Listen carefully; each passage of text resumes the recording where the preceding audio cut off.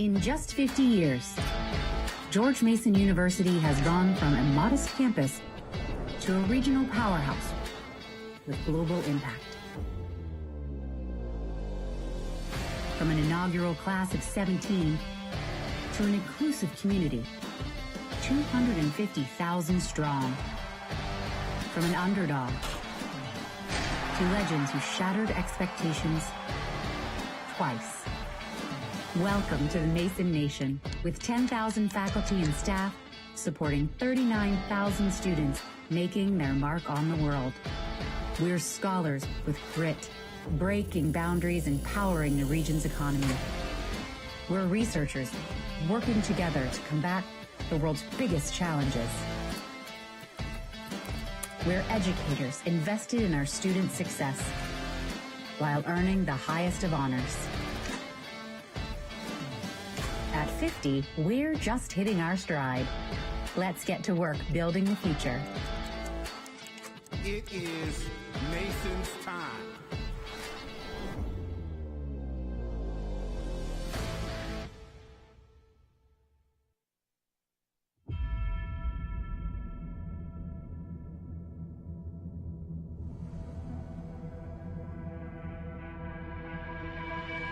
Call us different, because we are.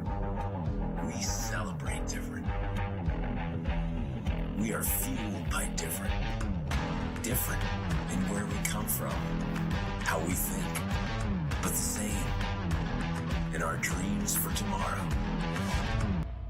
Merging different points of view to create new ideas, different solutions, an unheard of opportunity. We are united in tackling the most pressing challenges the world has ever faced. We are driven by the pull of possibility, to think fearlessly, to inspire,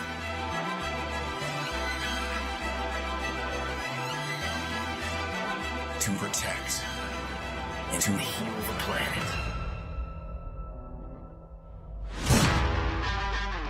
To question what if, why not? You with me? These are our rallying cries. We know the world will change, because together we will be the ones who change it. So yeah, call Mason different. Altogether different.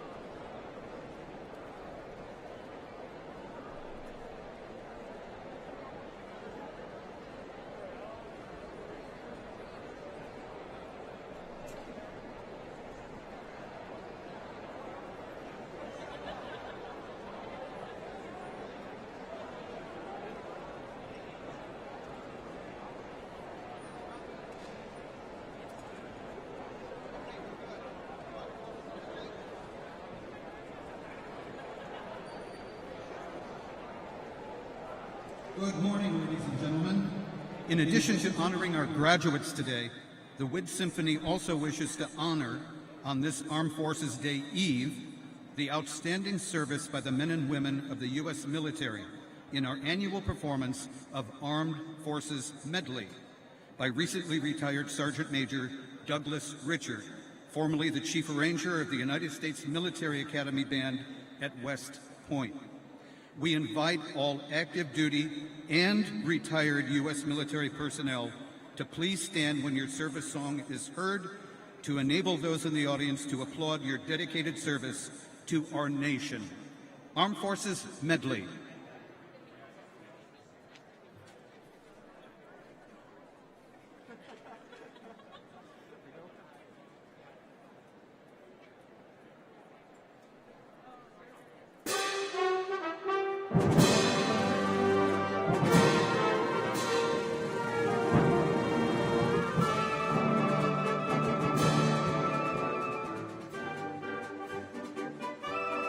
Coast Guard.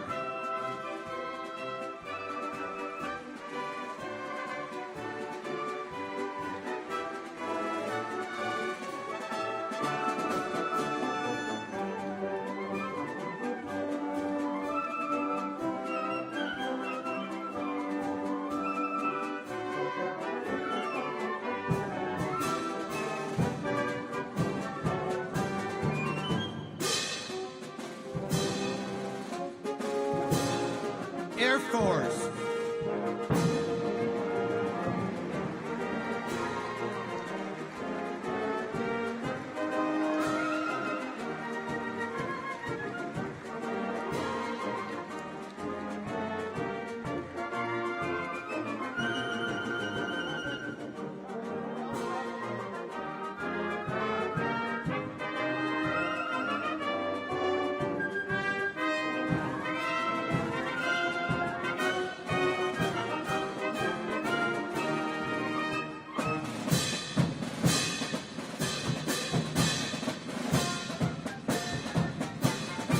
Navy.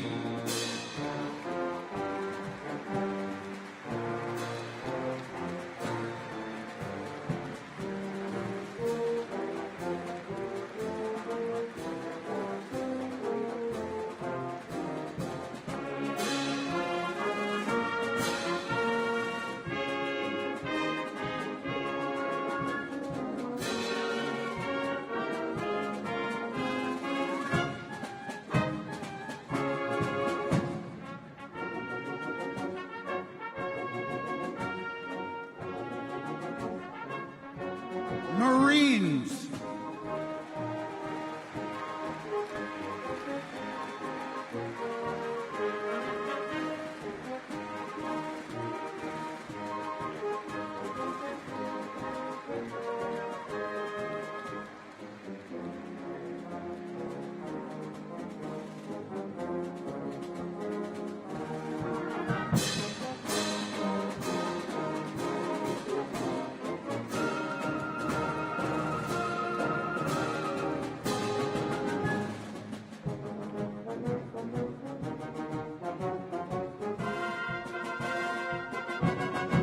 Army.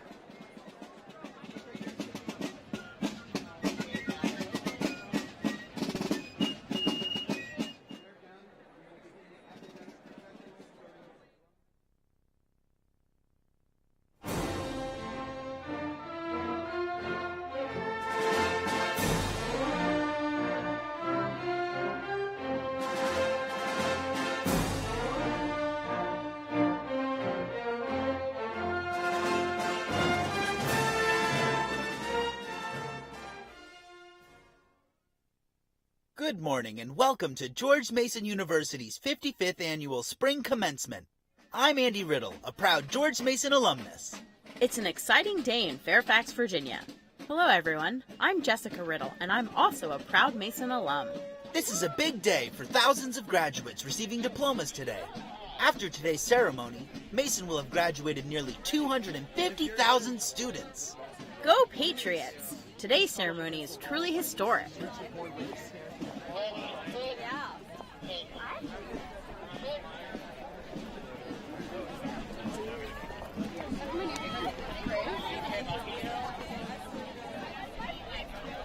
Did you know, this year, Mason is celebrating its 50th anniversary as an independent university? 50 years? Wow! Wow's correct. Do you know what was happening 50 years ago when Mason was in its infancy?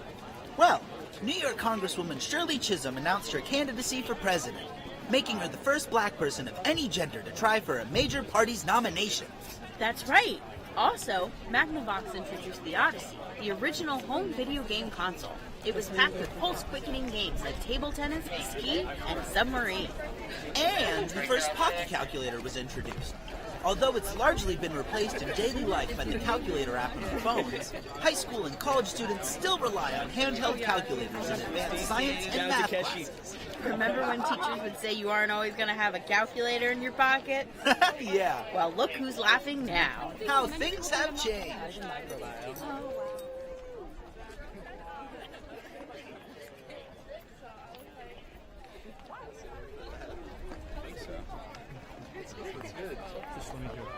So sorry. Going on, guys.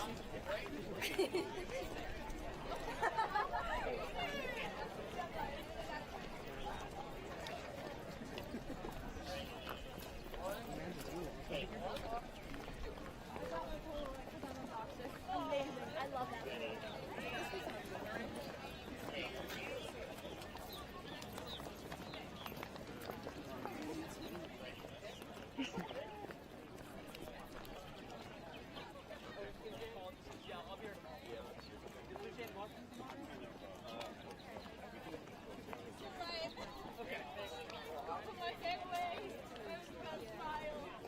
I was ambushed the whole thing.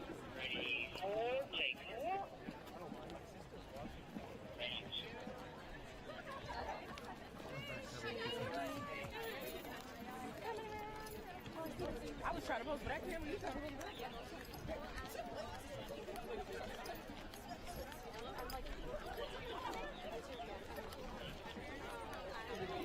You just said, yeah, let me get it. I've done it before. Right. Yeah, all right. He's wearing a jumping kind of phone.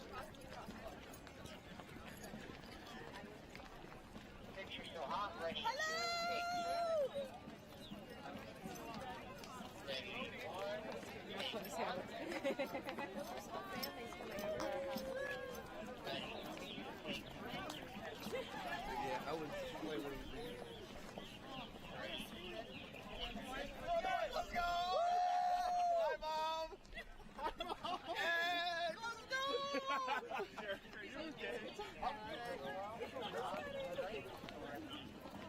I feel like we should.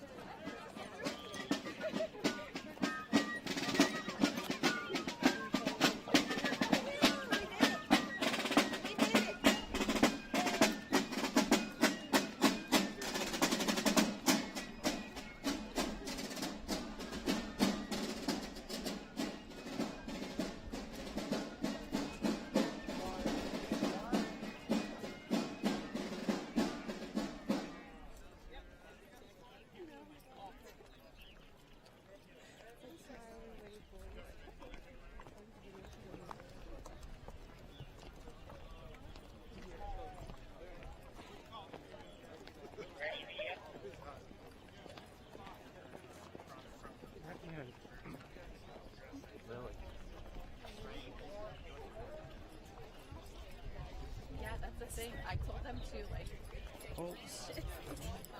yeah, This side of me. You're in fifth, you belong on this side. This is all the way down there.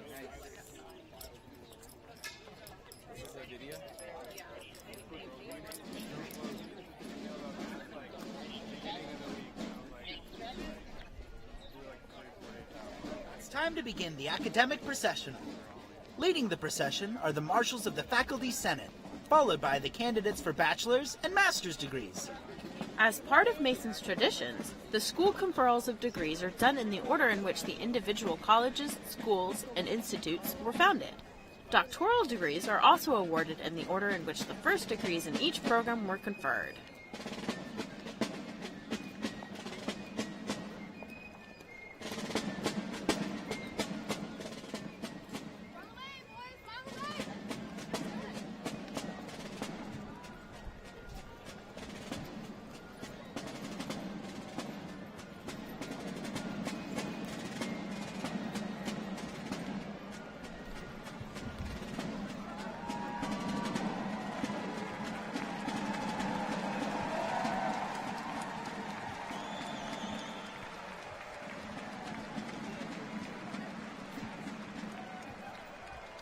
This university is truly one of the most remarkable stories in U.S. higher education.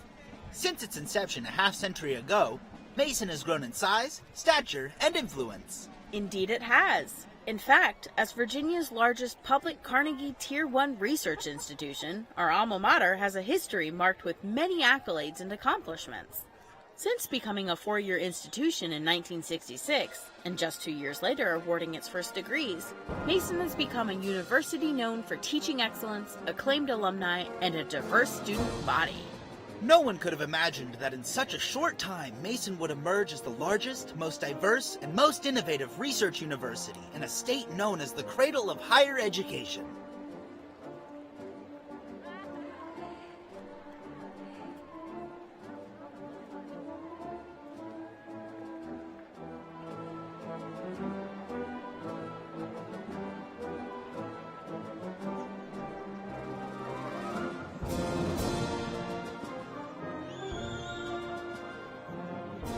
Mason attracts students from all 50 states, as well as 130 countries across the globe, with many highly recognized fields of study, a number of study abroad and internship options, and its constantly growing distance education programs. With a thriving on-campus presence, over 350 student organizations, 22 Division I athletic teams, and proximity to Washington, D.C., the opportunities to excel at George Mason University are boundless.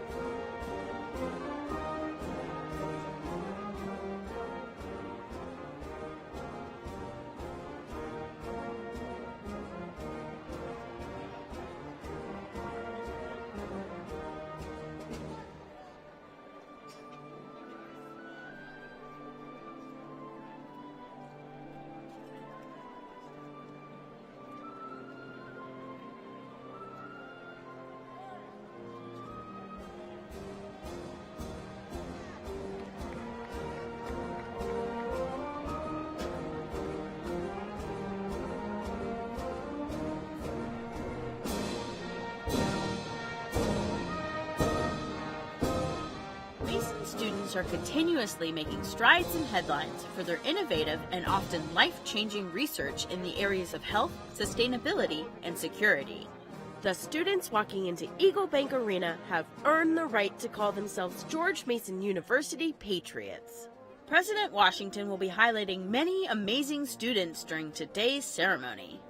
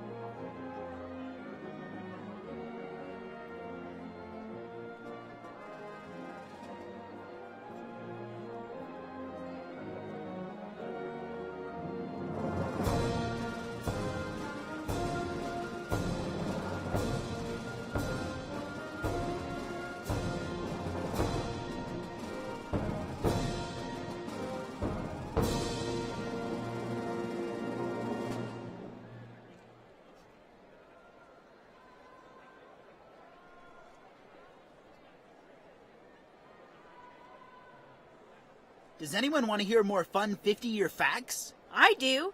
Perfect! In 1972, George Mason University became an independent member of the Commonwealth System of Colleges and Universities. Also in 1972, many popular food brands were just being created, like Snapple, Bottle Caps Candy, and Pib Extra. It also was the year McDonald's introduced the Egg McMuffin, officially starting their breakfast menu. Cool. Another thing happening in 1972 was the launch of NASA's Space Shuttle program. The program was created to make a reusable spacecraft, reducing the cost of space exploration and making it more commonplace. Today, in 2022, commercial space flights are no longer a thing of the future thanks to this program and others like it. Wow, it's crazy how things have grown in 50 years.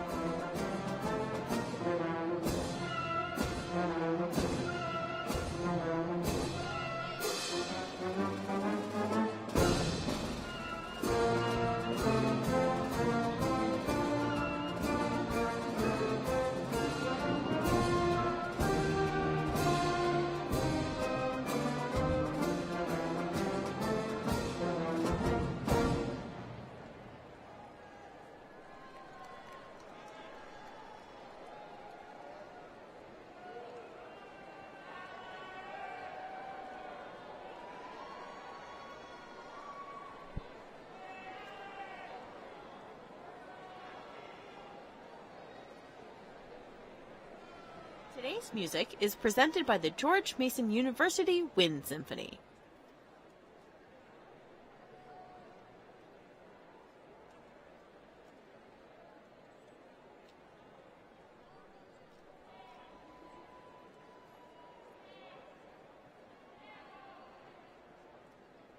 Mason has an amazing music department that attracts great students, like today's student singer, Case Hope.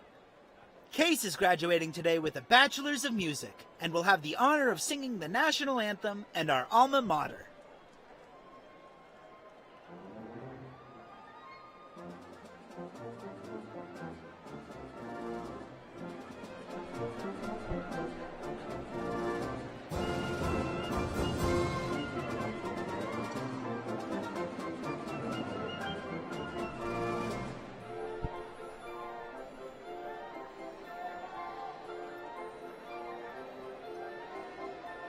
In addition to Mason's tradition of inviting a graduate to sing at commencement, another tradition is the student speaker.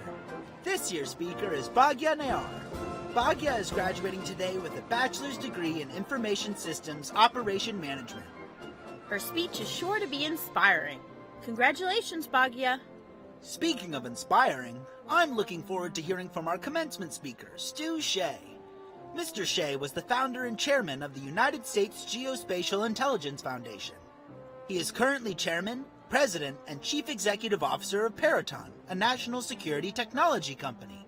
He is a business leader, strategist, and intelligence professional providing mission support to the intelligence community and the Department of Defense. Imagine the stories he must have.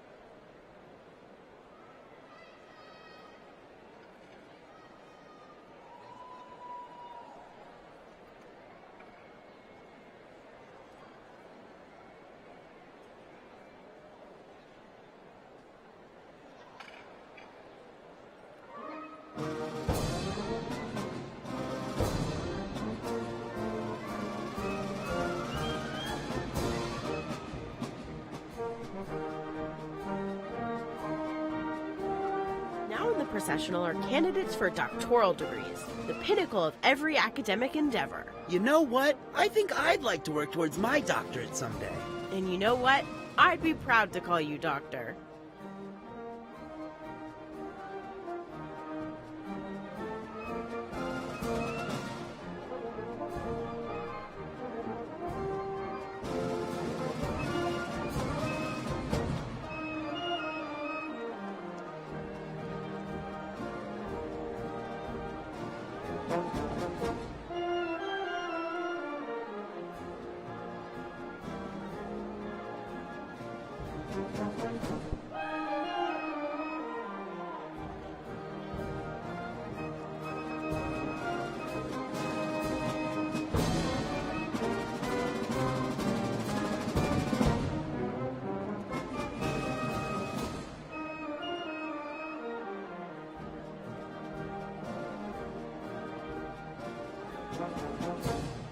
George Mason University has so many unique attributes that set it apart from other universities.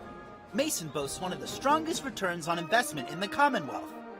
Recent graduates earn the highest median salaries among their peers at other Virginia institutions. Mason is one of the most diverse public universities in the country, and the Antonin Scalia Law School is one of the top 50 institutions for legal education. So many of Mason's alumni live and work in the Washington, D.C. metropolitan area, providing new graduates a diverse and extensive professional network.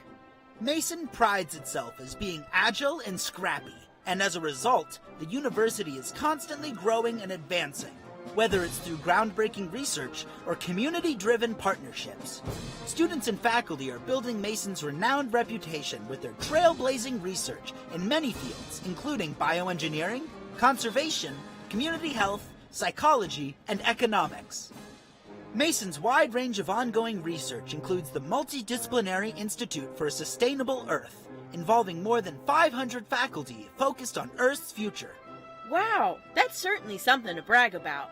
There are incredible things happening at Mason every day, and today's celebration kickstarts what are sure to be many successful careers for the graduates.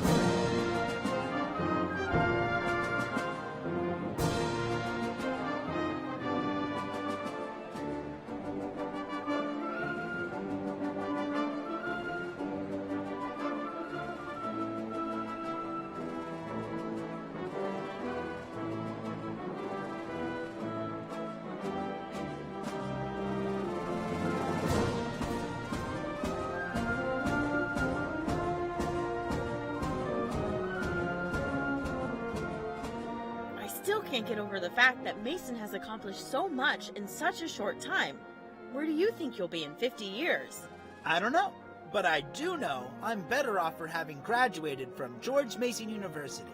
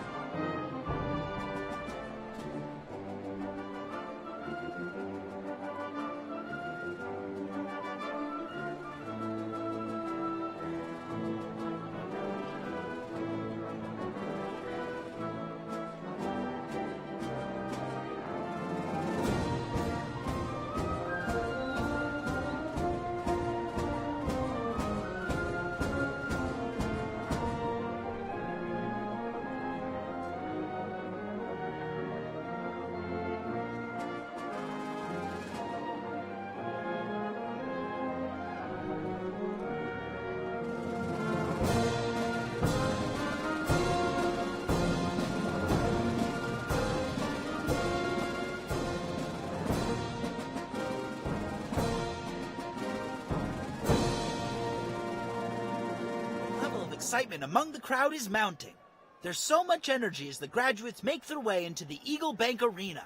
There's a certain magic to coming together after COVID canceled so many important rites of passage. We're honored to be a part of this year's ceremony.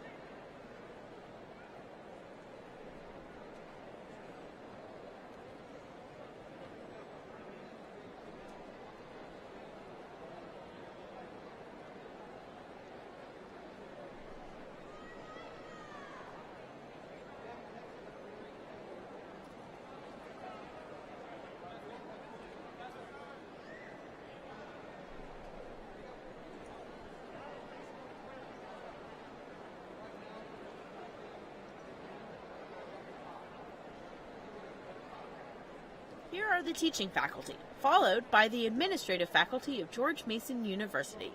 Mason's distinguished faculty embodies the entrepreneurial spirit of the university and is making great strides in cutting-edge research. It's interesting to see all the areas of academia represented in today's procession. Did you know the regalia worn in the processional date back to the 14th century? That is quite the tradition.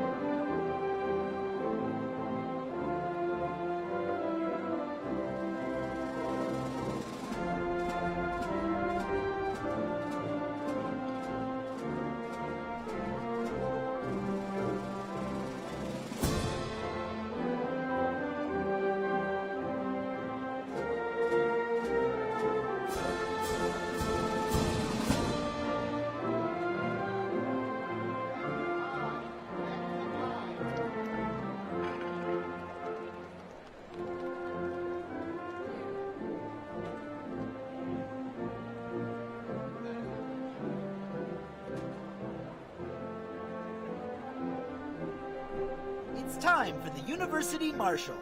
You'll notice the marshal is holding a mace.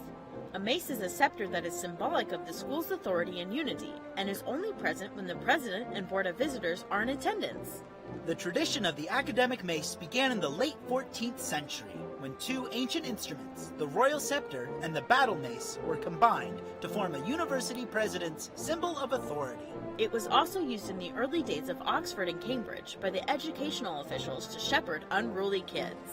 Let's hope we don't have to use it today. Yes, let's. The University Marshal is followed by the vice presidents, deans, directors of George Mason University, former Mason Medal recipients, and the president of the Alumni Association. Be on your best behavior, here are the heavy hitters. We have the board of visitors, the rector, and of course, President Washington. You know what that means. This concludes the processional, and we're on to the main event. We hope you enjoy George Mason University's commencement ceremony. Happy 50th, Mason, and most importantly, congratulations, graduates!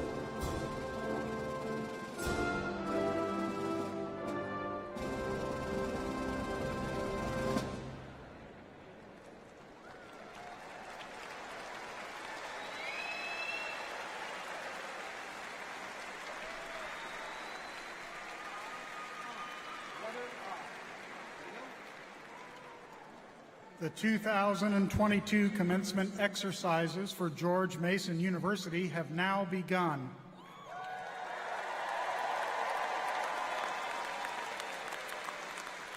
Please stand for the presentation of colors and the singing of the national anthem.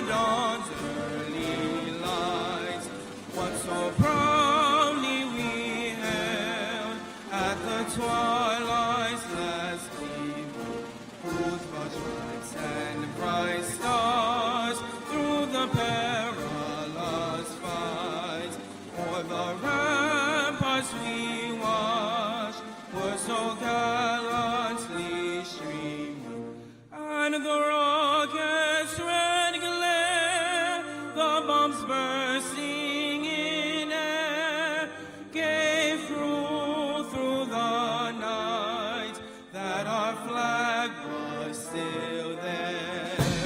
Oh, send us as star-spangled banner yet wave, for the land of the free and the home of the brave.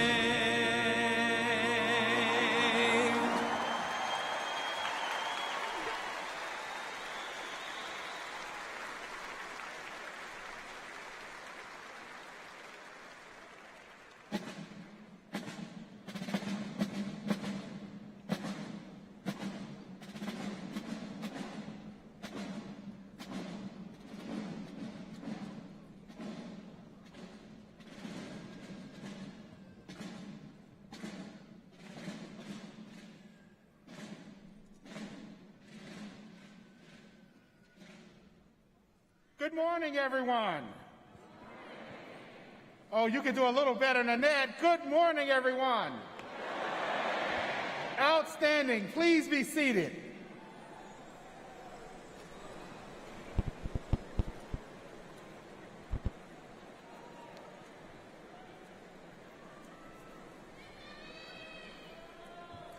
So, before we begin, I'd like to thank the George Mason University Wind Symphony, conducted by School of Music professor Mark Camphouse, for the Armed Forces Melody we enjoyed here this morning in honor of our service members and our veterans. Can you please give them a round of applause?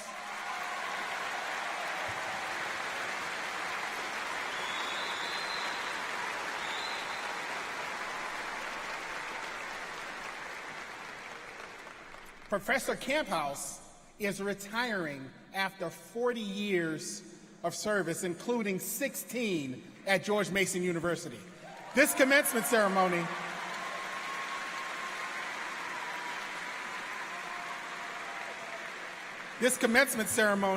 is indeed his final performance as director of the George Mason University Wind Symphony, and so please join me again in congratulating him.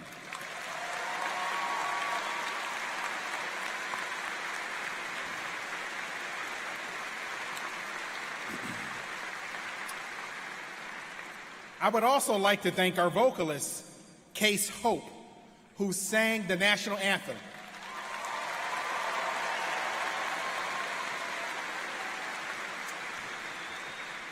Case is a graduating senior, earning a Bachelor's of Music degree from our Newberry School of Music and the College of Visual and Performing Arts. Well, fellow patriots, families, friends, distinguished guests, we have arrived. We congratulate our 2022 graduates. Today, we will award more than 9,700 bachelor's, master's, and doctoral and law degrees, as well as nearly 800 certificates in our ceremonies. These outstanding students come from 89 countries, 47 states, and a multitude of religious, ethnic, gender, and cultural backgrounds. They are representative of the largest, most diverse, and most innovative public research university in the state of Virginia.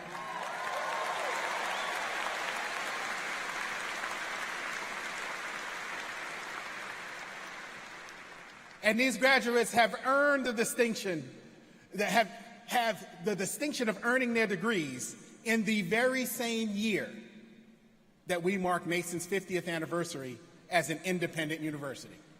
That's a big deal.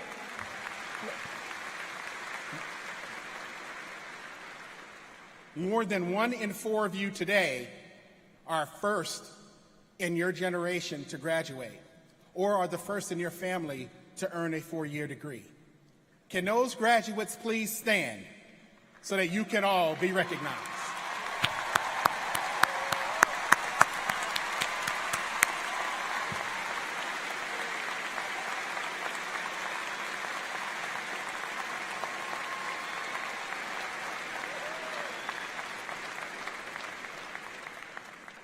Look, we are proud of all of our graduates, and we know what each of you had to do, and we know the support that you've had along the way.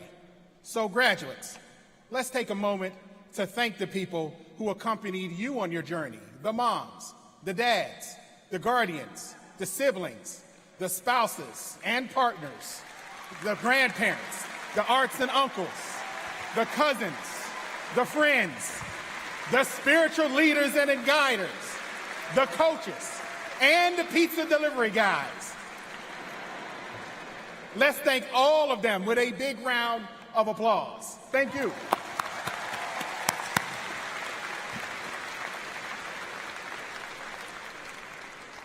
So graduates, your journey has been like no other.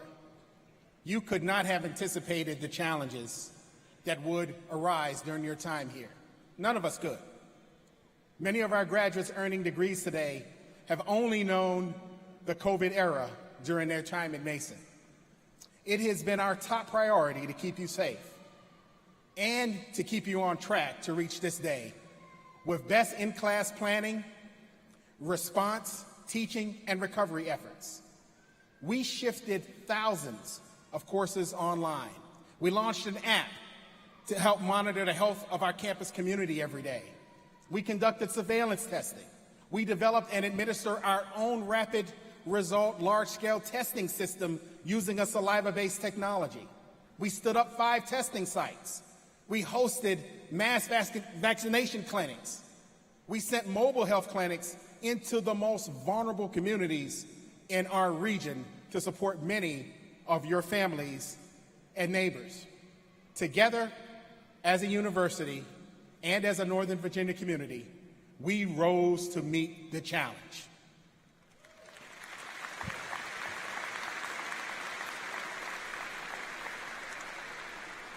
And guess what? That was all last year.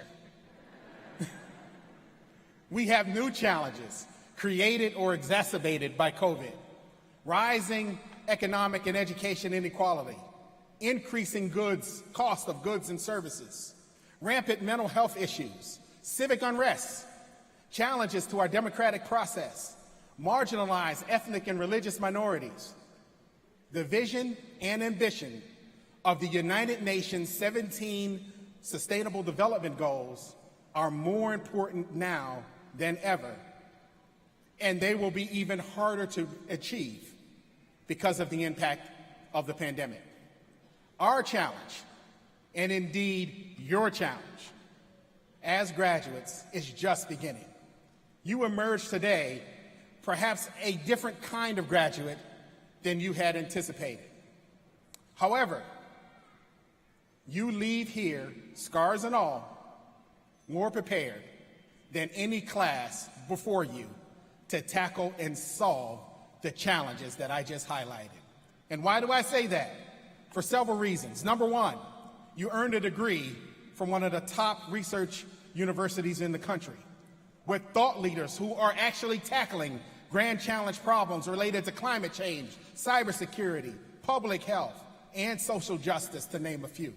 Number two, you earned a degree from a university whose campus looks like what America will soon look like.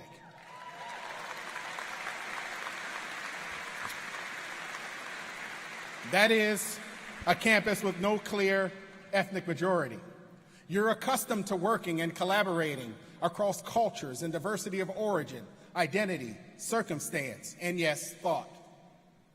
This allows you to see the world more completely, think more creatively, and examine full truths. And number 3, you've not only adapted to this challenge, you're leading by generating change, managing the challenges that the pandemic has thrown at you, and finding new ways to be successful. Everything that has been thrown at you, you just kept coming. And I am proud to have you all be graduates today.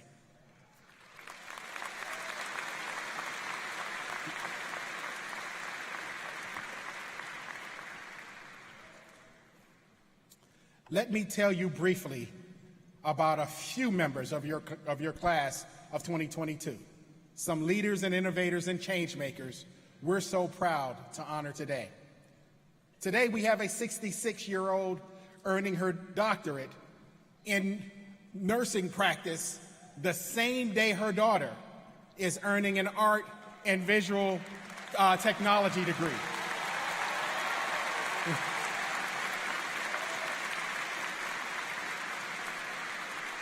When we say Mason is here to serve scholars of all ages, we actually mean it.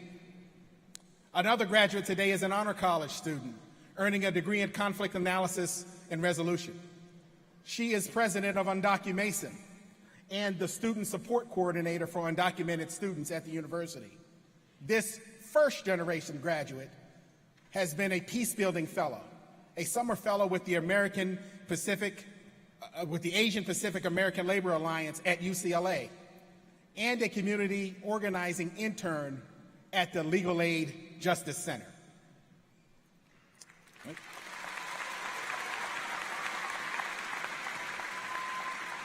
And we have 2 graduates who are particularly admirable for their hard work and determination in campus leadership.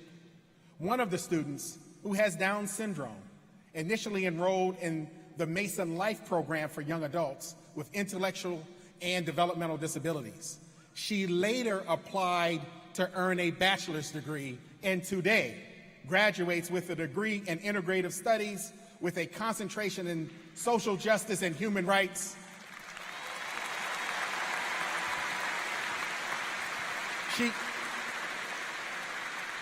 She lives her ideals. She advocated for Mason Life students to be able to join a sorority, vote in student body elections, and run for office. And then she was later elected a student senator.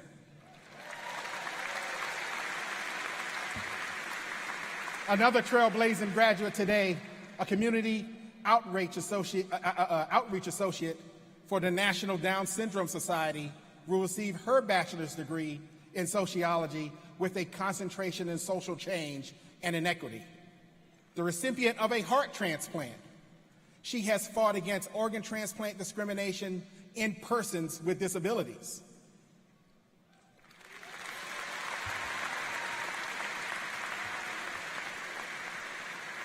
I tell you that I am proud to say that these 2 graduates will be just the 5th and 6th students born with Down syndrome to ever graduate with a bachelor's degree from a U.S.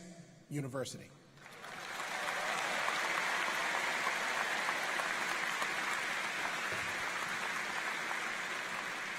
These are the types of success stories we produce here at Mason. That is a testament to the students themselves, their communities of support, and to the Mason faculty and staff members who do such a tremendous job of educating, inspiring, and serving our students. Mason faculty and staff members, please stand so that we can thank you for the role that you play in the lives of our graduates and for the inclusive academic community that you have nurtured at George Mason.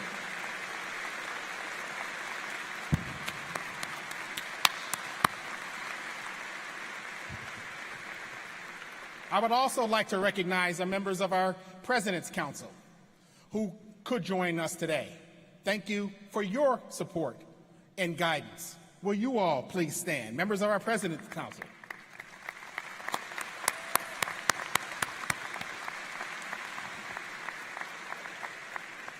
I'd like to thank our Alumni Association for its work to maintain a lifelong bond with more than 220,000 graduates. Our graduates today are now part of an enormous network for careers and recruitment opportunities. You are always welcome back to campus to speak anytime, to serve, to work, and to attend events. As alum, you are forever a part of Mason's story and success, and we will continue to celebrate your achievements. And finally, a round of applause.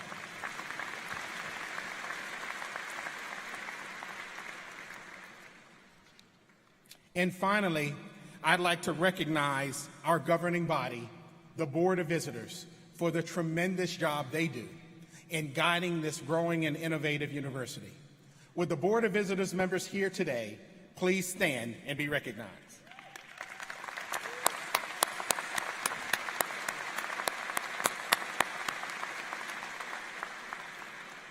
It is now my pleasure to introduce the Rector of the George Mason University Board of Directors, Jimmy Hazel, who will introduce our commencement speaker and confer the honorary degree.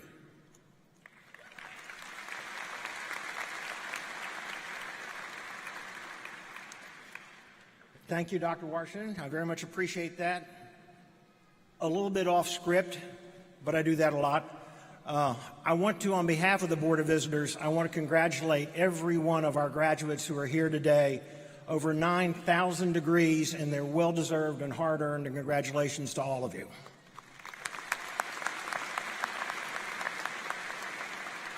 I would also like to take a moment on behalf of the Board of Visitors, and I'd like to thank our faculty and our staff for the last 2 years when we were unable to have this celebration in EagleBank Arena, but you all worked together to take every challenge that faced you, to overcome the challenges, and to continue this university on the course that Dr. Washington referenced, and my very sincere thank yous to the faculty and the staff for all that you've done.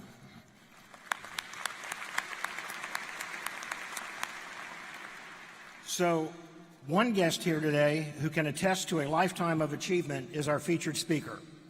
Stu Shea is a business leader, strategist, and intelligence professional serving missions of consequence within the national security community.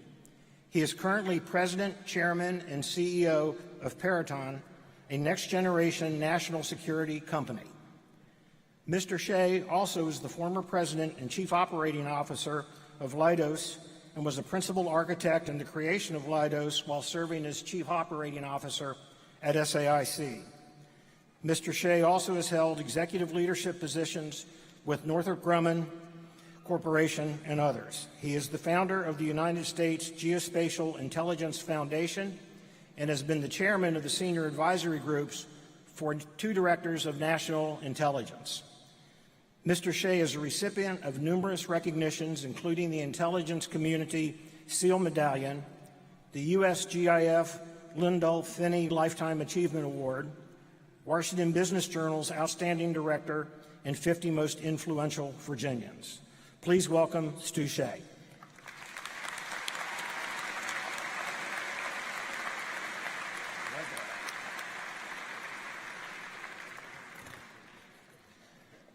All set? By the authority vested in me by the Board of Visitors of George Mason University, I confer on Stu Shea the honorary degree of Doctorate of Humane Letters with all the rights and privileges thereunto belonging.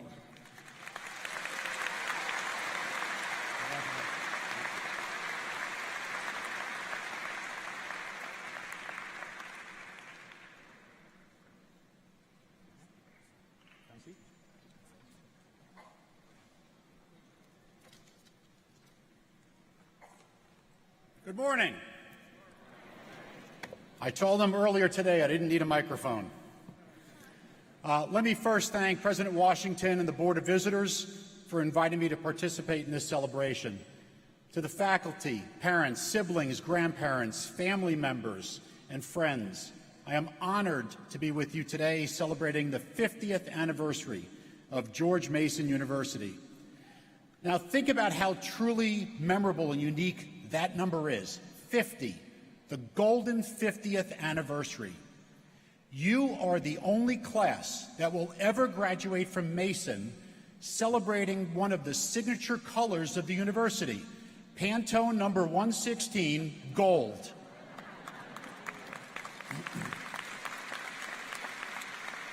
Now, the graduating classes of the 49th and 51st anniversaries will clearly do great things, but they're kind of like the silver and bronze medal of commencements. You're the gold medal class, and everyone will remember you and the impact that you will make.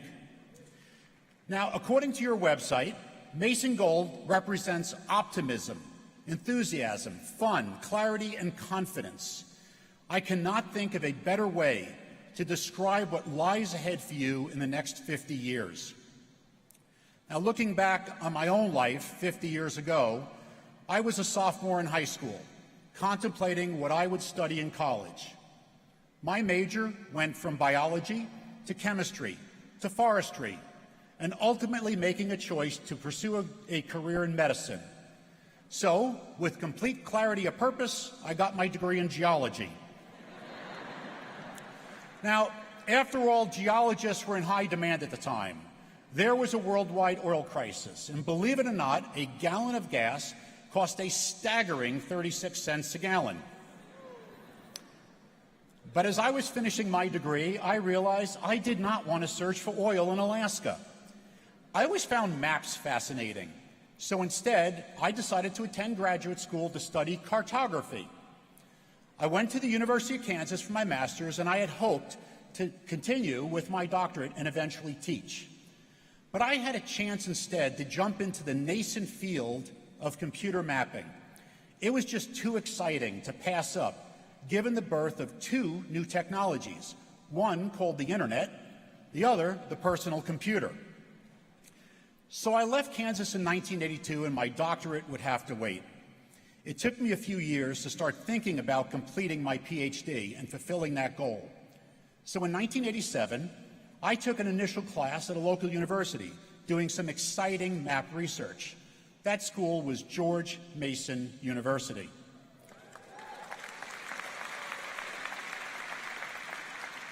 However, once again, other life priorities took precedence over finishing that last remaining academic goal. I can assure you, however, that I've had no regrets in the path that I followed on my journey, because I alone made those choices. Well, here we are 35 years later, and I am humbled to be asked to come back to George Mason and celebrate your special day. And in receiving an honorary doctorate, you have now completed my academic journey. Thank you.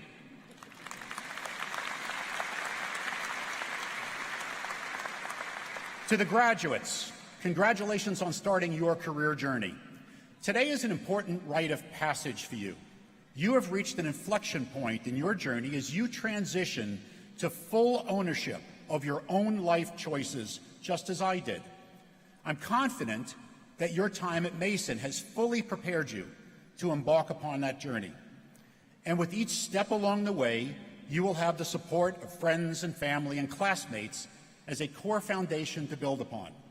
So, in celebrating that and taking that first step today, if you're able to join me, I would like you to stand.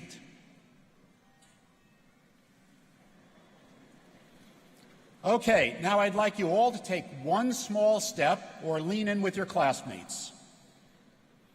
Okay, you can all be seated now. We'll come back to that later. Now, when you look at 50 years of accomplishments of the 225,000 alumni of George Mason University, it is mind-boggling. Nobel laureates, Pulitzer Prize winners, novelists, ambassadors, poets, professors, doctors, lawyers, politicians, CEOs, scientists, public servants, moms and dads, and yes, even geologists. And sitting here today in this audience is a comparable roll call. Regardless of your chosen field of endeavor, each of you in your own way will influence the future of the world, either through a single act or through a lifetime of effort. Now, as we look back upon history, there are many who have inspired us and made a difference by taking an important first step, like Dr. Martin Luther King Jr., who in 1963 marched along the National Mall step by step, and delivered the exalted "I Have a Dream" speech.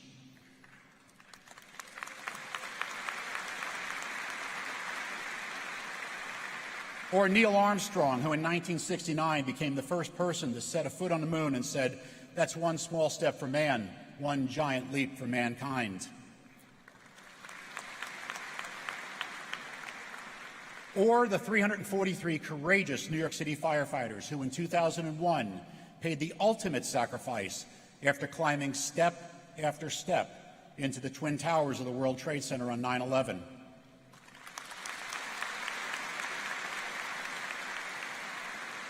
Although these examples are often remembered as singular events, they are really the culmination of a lifetime of effort.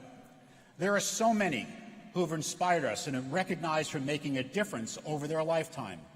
Perhaps sitting amongst us is the next Nelson Mandela, Amelia Earhart, Charles Darwin, Mahatma Gandhi, Alan Turing, Jane Goodall, Albert Einstein, or Pablo Picasso. Each of you will have your own story, and all of us are excited to see what you will accomplish. Now, a moment ago, I asked you to stand or to lean in, to take a single step, and in doing so, we united together. As simple as that seems, our world, our nation, even our families sometimes has difficulty uniting, yet we did it just now merely because I asked you to. No argument, no debate, no politics, no threat, no protest. You just trusted me, and we united. The people I mentioned earlier each took a first step, and others trusted and followed them to unite as one. Now, simple acts such as taking that first step can inspire a nation, raise awareness for a cause, motivate change, invent something new, or allay the fears of the unknown. As we celebrate together today, we are witness to that inspiration on a world stage. A former Ukrainian actor and comedian, Volodymyr Zelensky, has united the people of Ukraine to defend their country.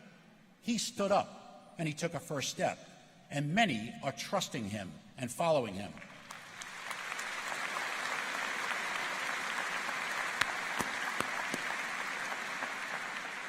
Now, for those among you that will rise up as he has done, that first step often requires courage, tenacity, conviction, resiliency, and patience. And for those who will ultimately respond to and follow those who take that first step, it requires trust, respect, and openness. But just as we did a moment ago, we can do more together than we can do apart in taking that first step. Whatever your individual path is from today forward, I encourage you, always take the first step to champion change on your journey, rather than letting change happen upon you. I can assure you that your time at George Mason has prepared you well for your future. Mason has changed your lives, but patriots can change the world.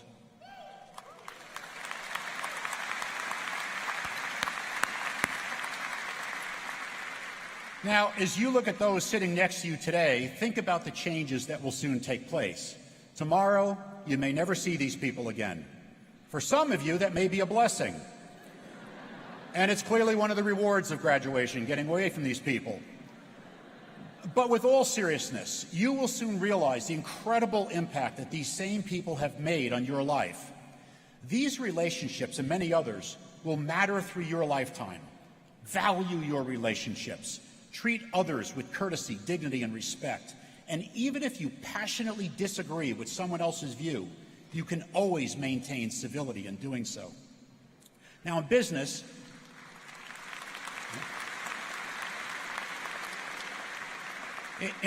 I have a simple corollary.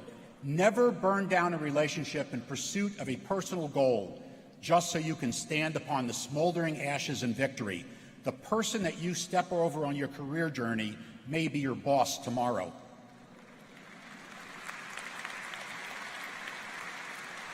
Now, as you go forth today, one step at a time to change the world, accept that achieving your goals may be hard, and somewhere along the way, you may fail.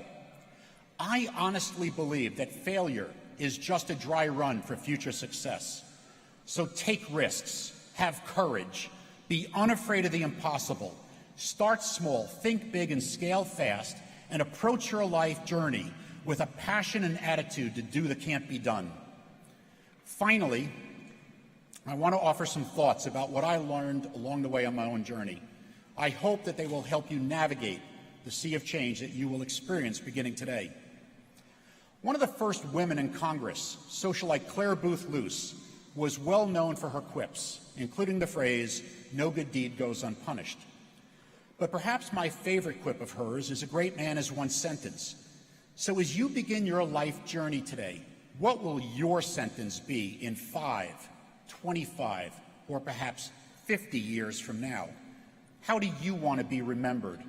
Whose lives will you touch? What changes will you architect? What lasting impact will you make? What first step will you take? And who will you follow on the path? All the decisions and choices that you make from today forward will shape your one sentence. Now, in taking that career journey, always stay true to your goals. As Steve Jobs, the former CEO of Apple, once said, "Don't waste your life living someone else's life." So be honest with yourself and your real motivations. Dig deep to find what you feel most passionate about and pursue a future in what you honestly value in life. In other words, you now have the freedom to discover who you are and the permission to become the authentic you. Now, along the way, accept that your career will likely be a composite of hard work, luck, and serendipity. Sometimes you will make the wrong choices, but don't be discouraged and don't give up. You will have plenty of time left in your life to make good choices and ample opportunity to continue to screw up as well. Welcome to being real.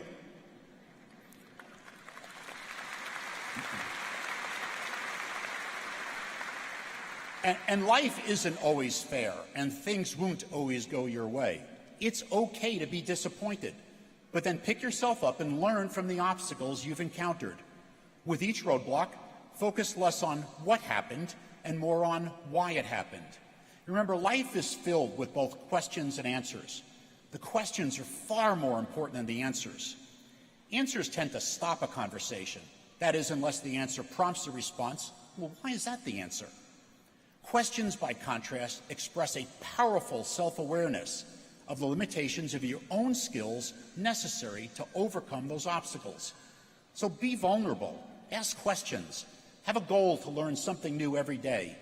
I can assure you that the University of Knowledge that one does not have is far more exciting than the world of knowledge that you have today.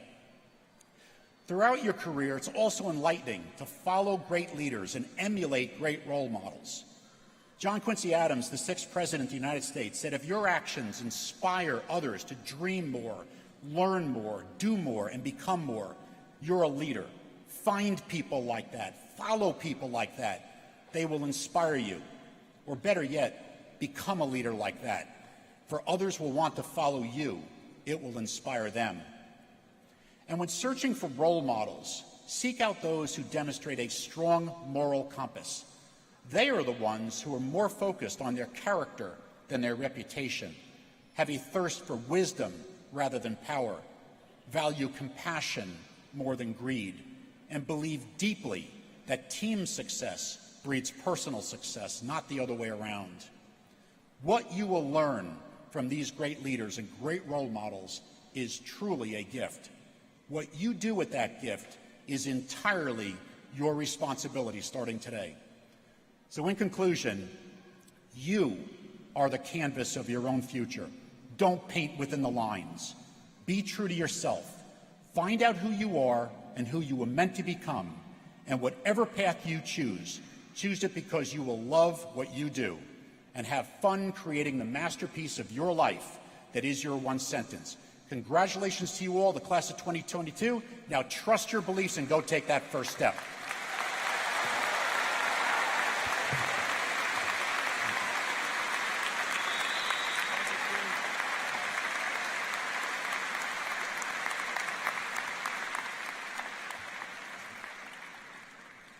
Thank you, Stu, for that inspiring talk and fantastic advice. We are all very grateful that you're here with us. Good morning, everybody. I'm Mark Ginsberg, and I have the honor of serving as the provost of George Mason University. George Mason University has established a tradition of having a graduating senior address their fellow students at commencement. We are pleased to continue that tradition today by introducing our student speaker, Bhagya Nayar. Bhagya is graduating from our School of Business with a Bachelor of Science in Information Systems and Operations Management, or what we call ISOM. And she minors in Business Analytics and Health Information Technology. She is a 4-year Dean's List student and an active member of the ISOM Honors Program, a business learning community.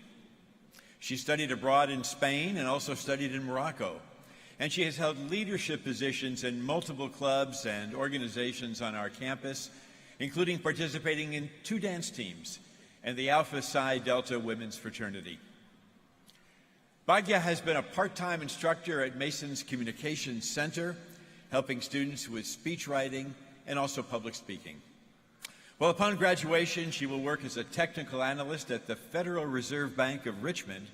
That's impressive, where she interned last summer. Please welcome to the stage graduating senior Bhagya Nayar.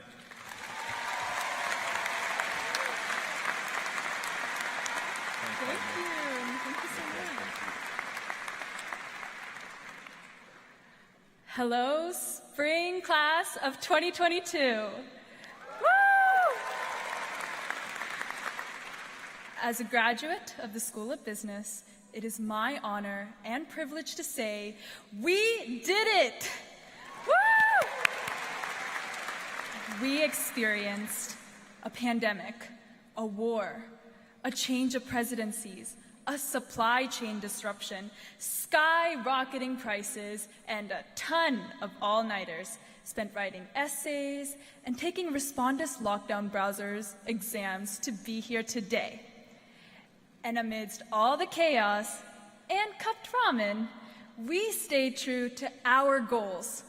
So, let's congratulate ourselves for making it through those long, tiring shifts at a part-time job, the plethora of club memberships and leaderships, the duties and responsibilities we held as a mother, a father, a son, a daughter, and making school a priority amongst it all.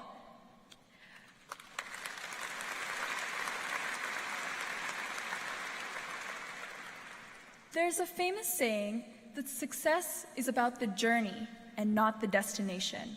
And today, it gives me great pleasure to recognize that no matter where we came from or the obstacles we faced, our journey and the decisions we made have brought us here today to celebrate our successes.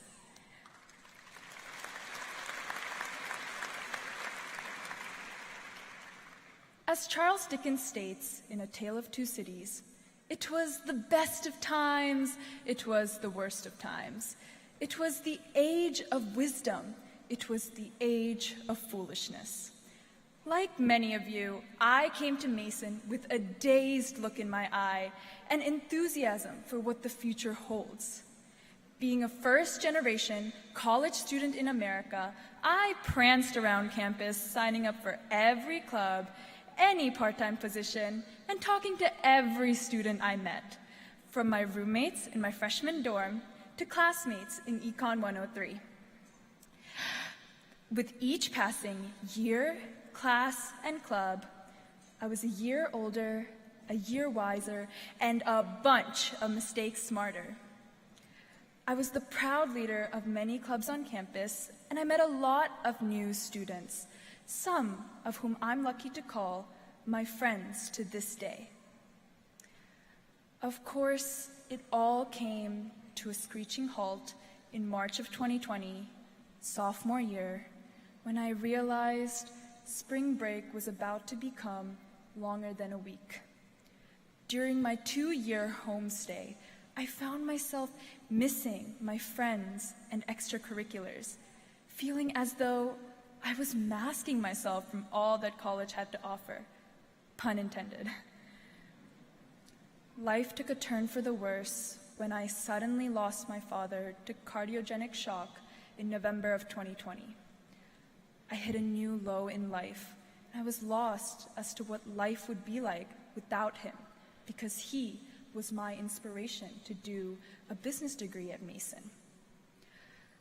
The day he passed, I had a choice to make. I could let this life-changing event tank me, or I could get back up and fight to the finish. Luckily, I chose the latter, and with the tremendous support of my family, friends, and Mason faculty, I stayed motivated and passed all 18 credits of classes that semester with no less than a B.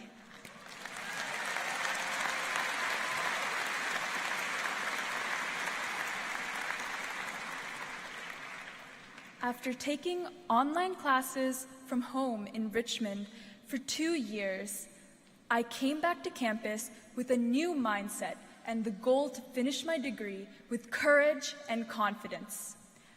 I picked up where I left off and put myself in new clubs and organizations and met even more new students. Today, seeing the finish line, I can't help but reminisce about the beauty of my journey, of the late-night IHOP meals with friends, the hours of dance practice with Mason Mahima, the weekend-long retreats with Tubi Nachle, the study abroad trip to Spain and Morocco, the amazing times I've spent with the Alpha Z Delta girls, and many more lifelong memories. You may relate to this journey, or you may not. Each student here has had different experiences shape the way for their arrival here today. But what is important to remember is that your journey is the souvenir you keep for your accomplishments. Make it a memorable one. Being here with you all today is a part of my journey that I will forever cherish.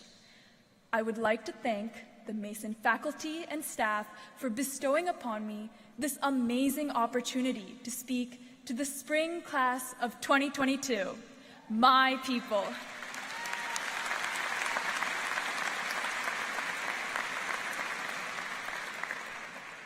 Although we have come from afar and wide, different races, ethnicities, backgrounds, and statuses, we are here today united. Same destination, different journeys. As you hear your name being called at these degree celebrations and cross the stage to the finish line, I hope you too reminisce about your family and loved ones, your friends, the events, the Mason faculty, the ups and downs, the hard work, and the many other factors that contributed to your unique, successful, and memorable journey to graduation. I encourage you to take those life's lessons and memories with you to your future destination, wherever that may be. And I advise you to always remember the journey when you reach your destination, and to not be regretful, but grateful for the way you arrived. I hope to take my memories, life lessons, and this amazing journey with me to my future destination at the Richmond Federal Reserve.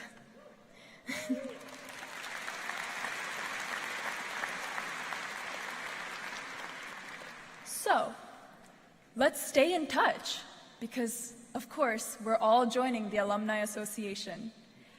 Let's keep our network strong. Let's help each other through our lives and careers. Let's meet at alumni events. Let's earn another degree from Mason, but first, let's celebrate this one. With patriot pride, donning green and gold, I say once again, congratulations, spring class of 2022.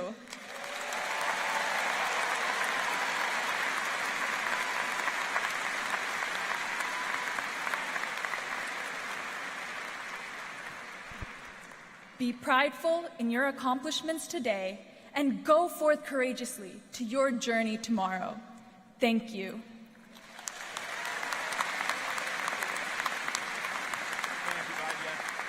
Thank you.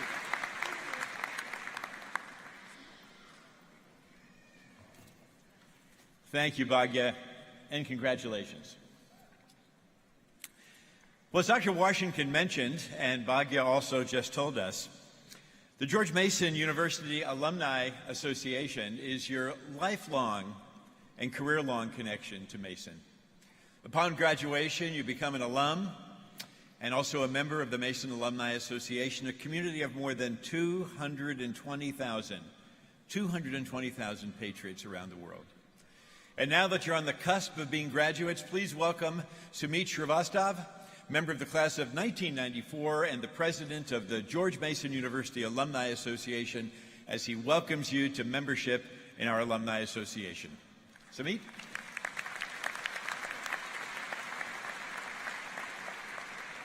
Thank you, Provost Ginsburg, and hello, Mason Nation. I'm not sure I could build on that. I'm your commercial for the Alumni Association for today. But what Bhagya said, what Dr. Washington said, and even Stu Shea, the connections you make here are incredible. So I want to start by congratulating and welcoming the class of 22 into the Alumni Association. Congratulations. As others have said, you're now a part of an alumni association that has somewhere between 220 and 225,000 members, as you've heard today. It keeps growing. It grows every day. And you've reached this major milestone. Well, I think about that number, first of all. And as you think about that number, I want you to think about the fact that you've reached where you are today with family and friends and professors and counselors and others with help. But now you get this new family.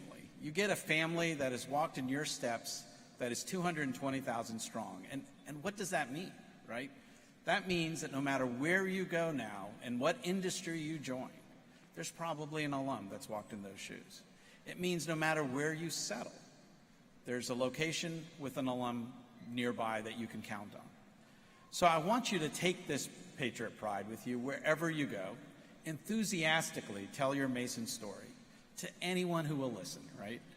And you'll follow and as you meet alumni along this journey, you will see that we're a community that helps each other along the way. And speaking of help, and this is the commercial, it's always important to remember that there are many ways for you to engage as an alum back into our community. So as others have said, you can come and mentor, you can speak in the classroom, you can come back and attend events, and of course, you can be philanthropic when you do all of that. And you can find all of these avenues available to you by going to alumni.gmu.edu and find the various ways to stay connected. Alumni are one of the greatest assets a university has. It's through the dedication and accomplishments of our alumni, now you, that we get to serve Mason and serve the next generation, that we get to sustain long-term value for our degrees, and that we contribute to the broader world community. So congratulations again, class of 2022. I wish you continued success as you strive for the pursuit of your better self. And remember, once a patriot, always a patriot. Go Mason.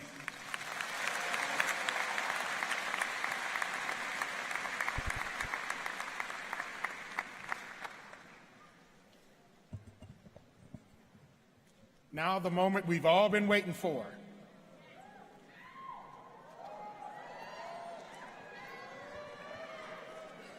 Mr. President, as Provost, I have the honor to present candidates for doctoral degrees, the highest degree in course. Will the candidates for degrees of Doctor of Arts and Doctor of Philosophy please rise and remain standing?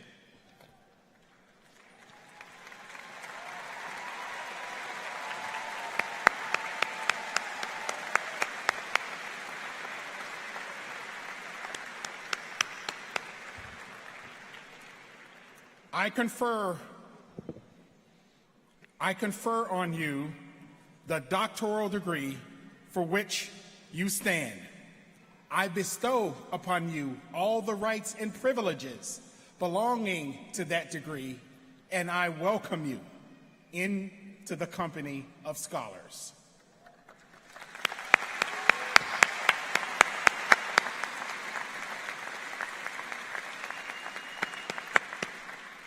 And I am honored now to call upon the new doctors to come forward to the platform for the presentation of their diplomas by President Washington. Vice President for Academic Affairs, Dr. Jeanette Muir, will announce the candidates by field of study. And we ask the audience if you would please hold your applause until all and each of our doctoral candidates, now doctors, have been announced.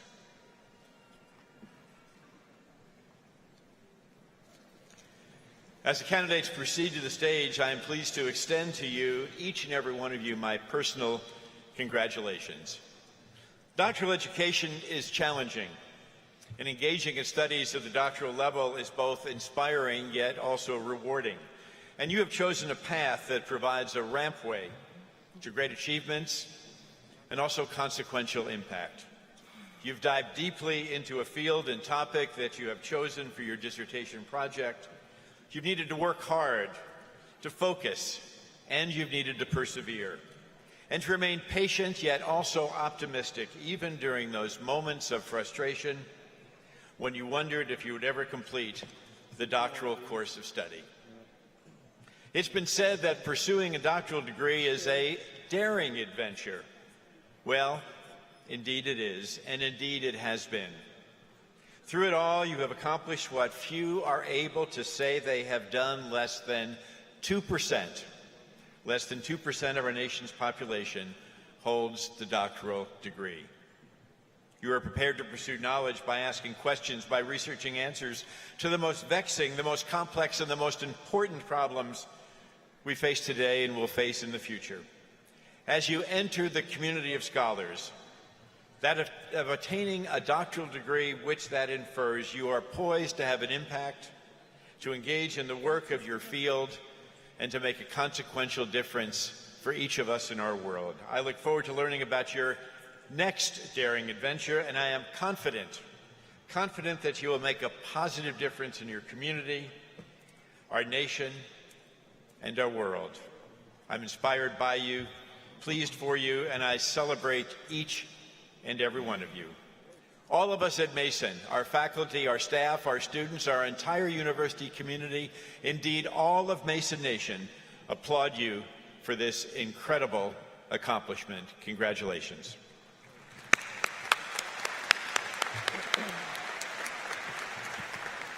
Mr. President, I present new Doctor of Arts whose field of study is musical arts. Michael Barranco.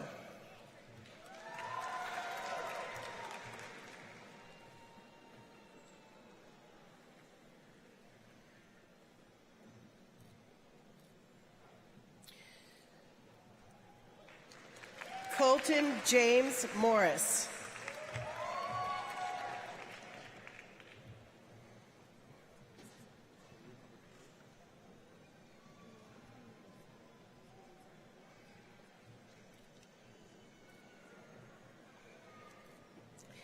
Michelle Eve Richardson.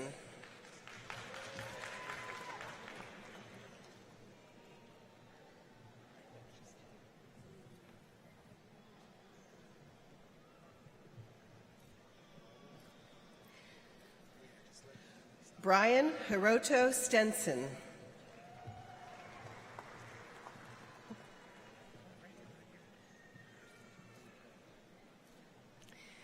Ling Tring An.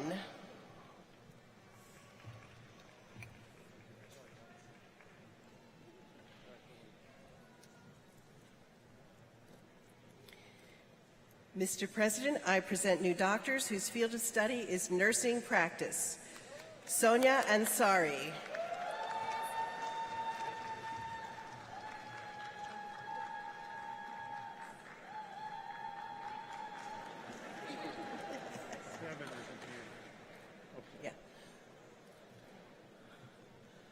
Ama Boting.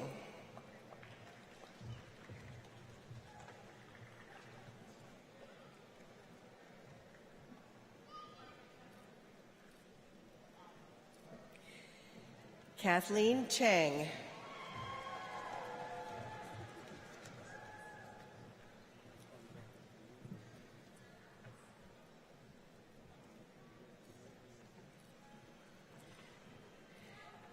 Dilise Chebi.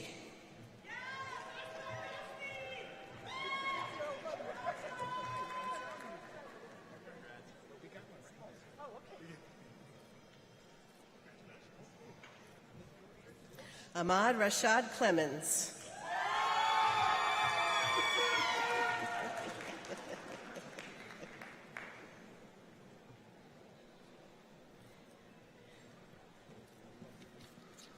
Patricia Cole.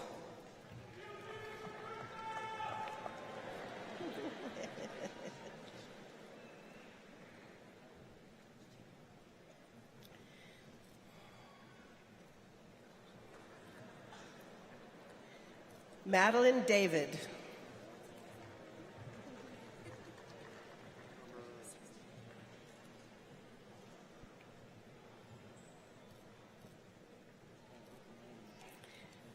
Jessica Harley.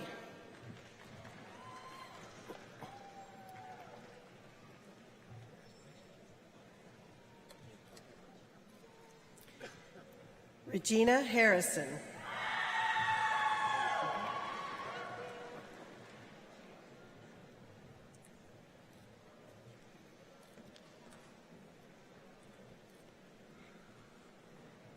Catherine Huang.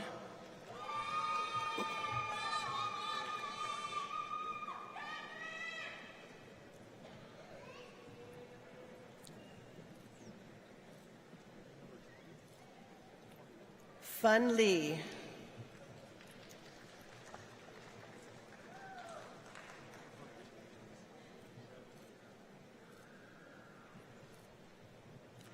Zahida Noor.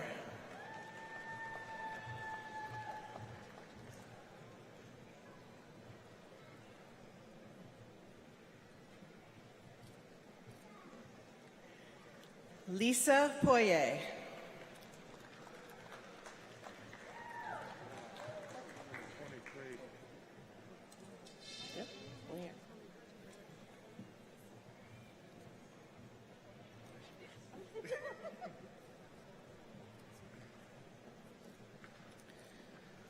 Bernard Cordy.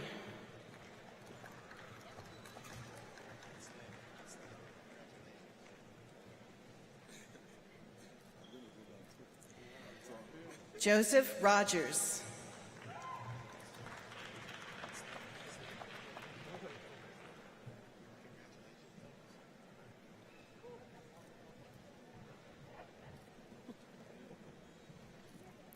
Andrea Sabo.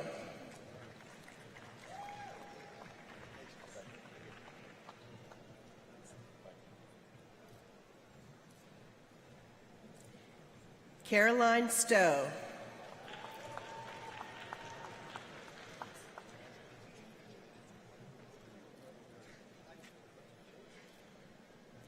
Ermelinda Tisak.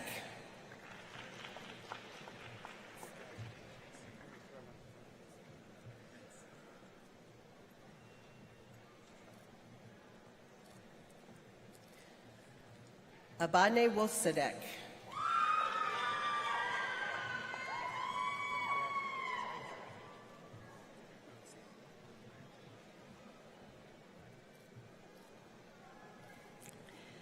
Ashley Wiest.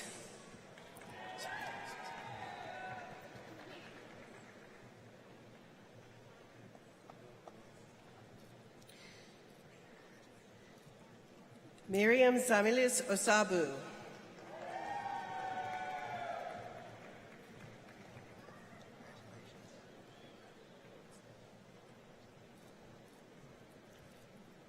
Mr. President, I present new Doctor of Philosophy whose field of study is biodefense, Mary Sproul.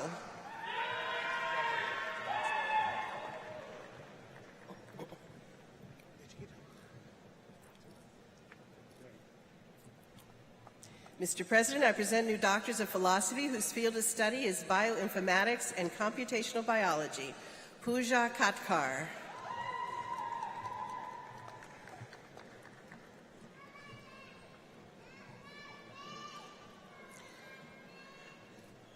Lina Mohammed Sait.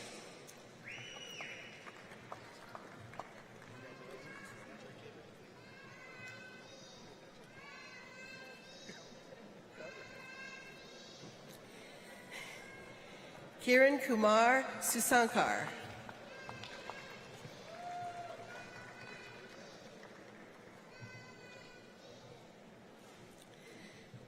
Mr. President, I present new doctors of philosophy whose field of study is biosciences. Dana E. Austin.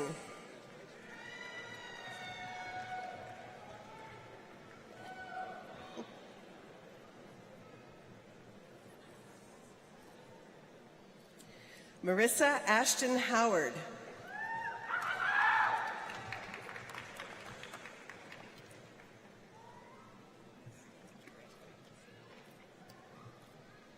Caitlin Woodson Lehman.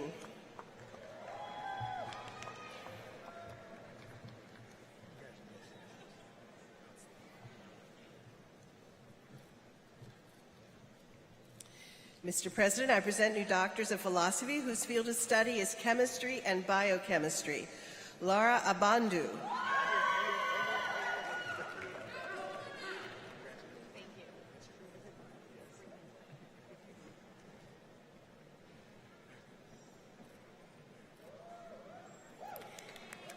Catherine Olging.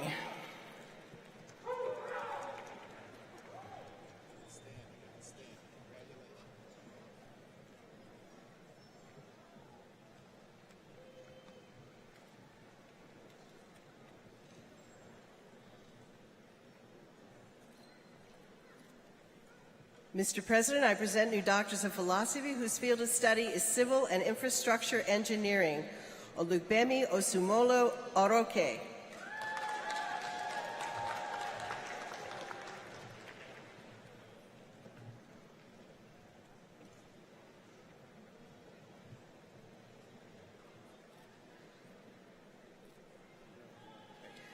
William Christopher Graves.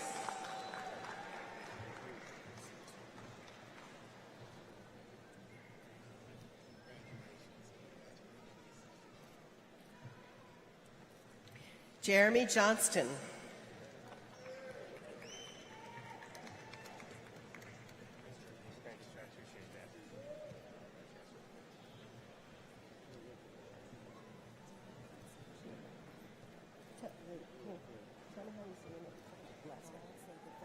Okay. Mr. President, I present new Doctor of Philosophy whose field of study is climate dynamics. Olivia Godds.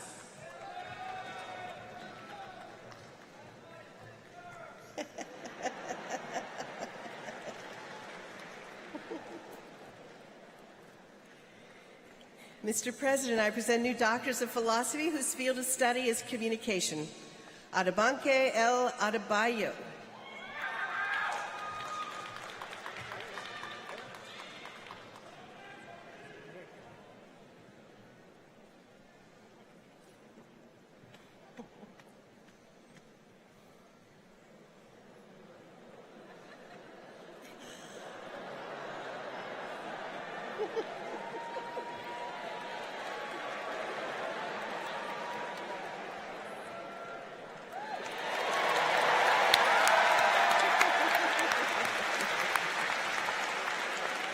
Henry Cayley Huber.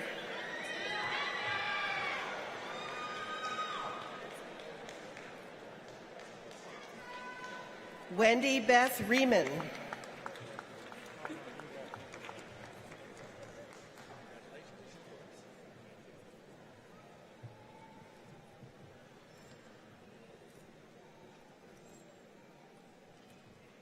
Mr. President, I present new Doctor of Philosophy in Computational Social Science, Na Zhang.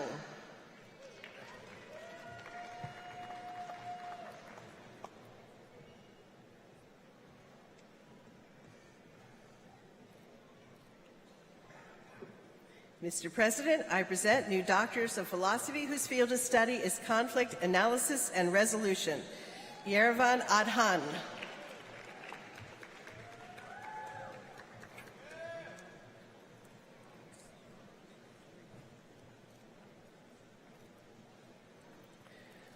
Farishta Sahi.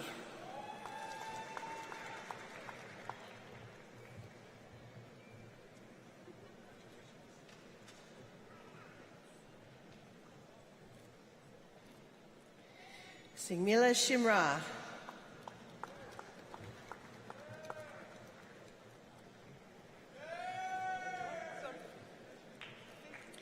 Mr. President, I present new doctors of philosophy whose field of study is criminology, law, and society.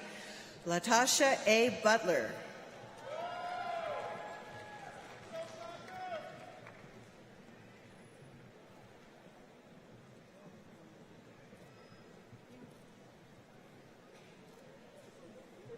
Jennifer Embry.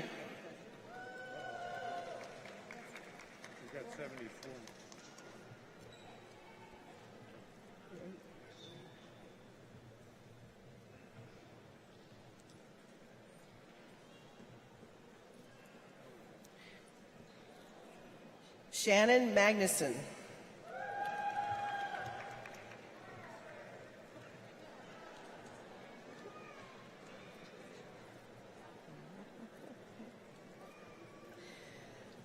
Lina Marmolejo.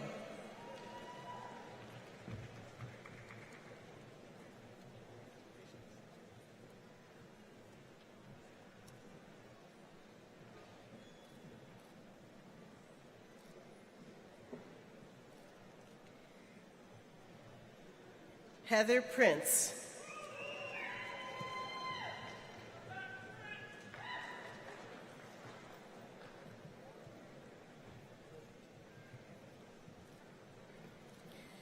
Mr. President, I present new doctors of philosophy whose field of study is Earth systems and geoinformation sciences.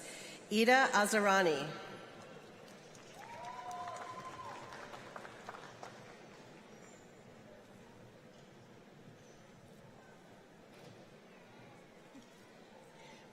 Brendan James Hurley.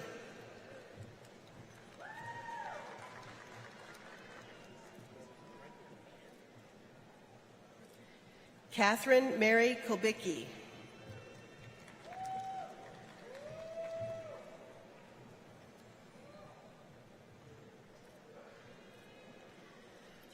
Lee Lin.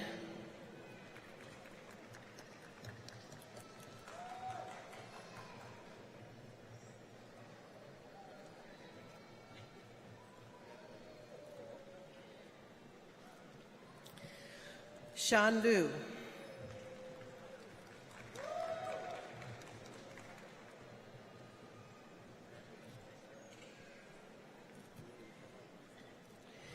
Philip Edward Moorfield.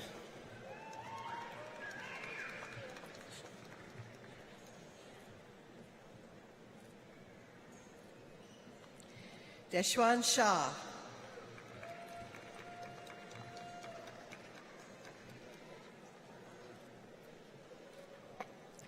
Ishan Shams.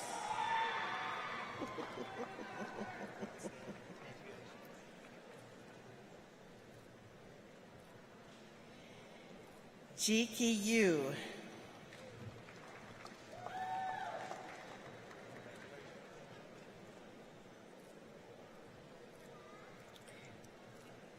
Chen Zhang.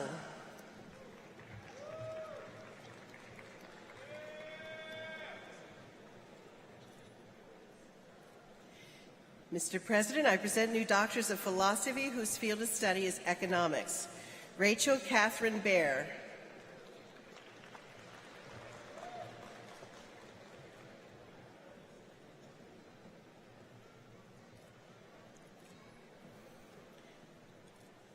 Marcus Brun Borkheim.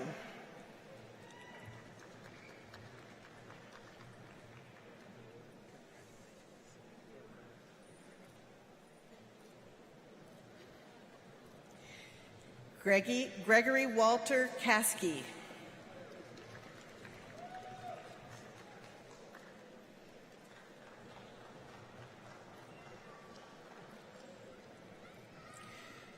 Robert Cripps.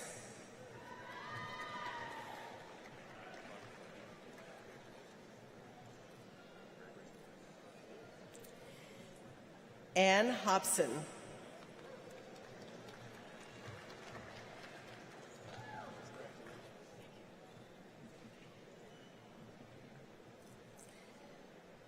Zachary Blake Kessler.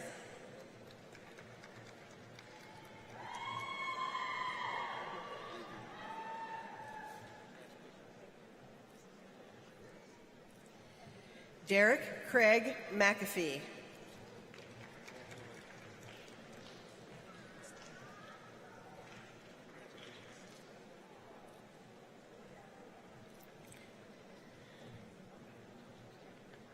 Nathaniel Webb Smith.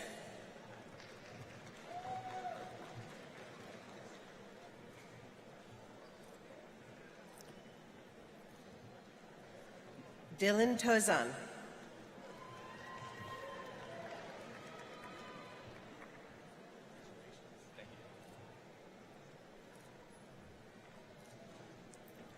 Aisha A. Yusuf.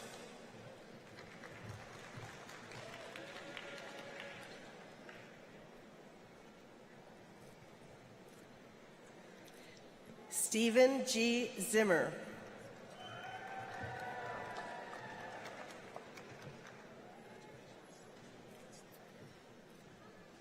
Mr. President, I present new doctors of philosophy whose field of study is education.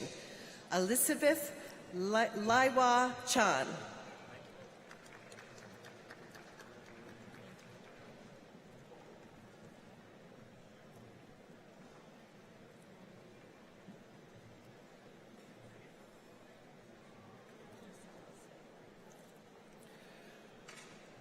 Laura L. Dahlman.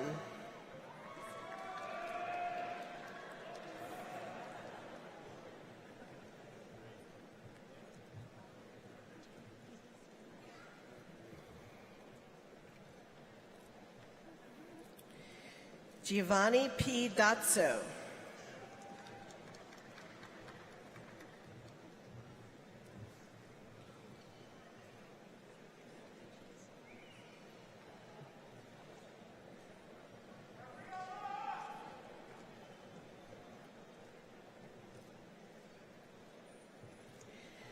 John F. Doris. Yay, John.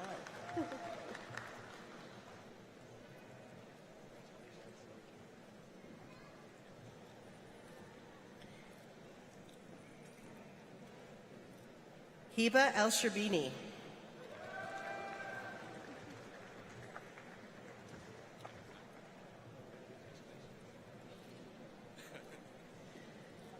Maxwell Joseph Gokalawin.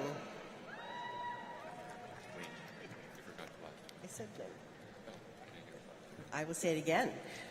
Maxwell Joseph Gokalawin.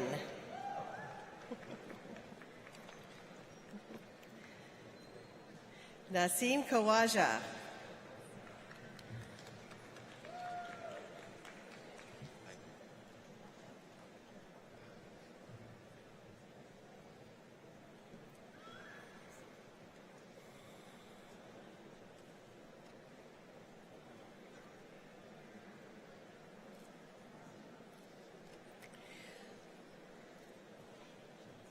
Matthew Corona.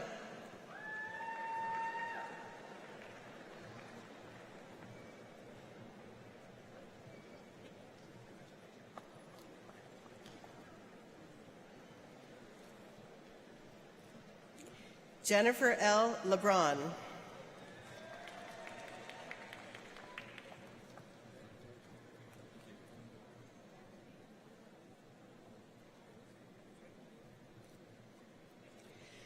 Andrew Nathan Porter.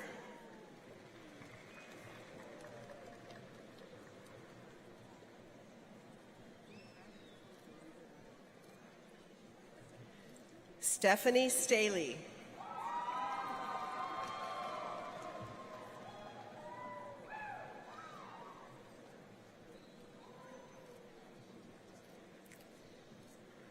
Lee Stride.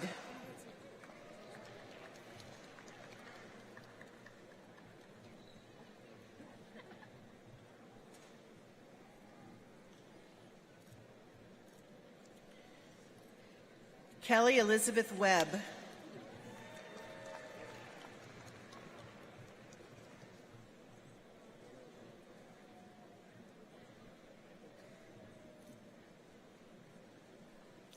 Asia Williams.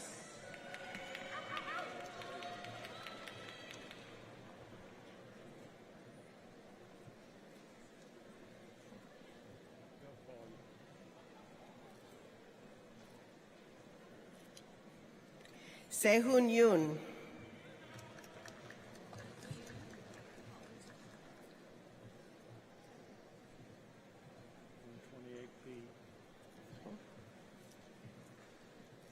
Mr. President, I present new doctors of philosophy whose field of study is environmental science and public policy.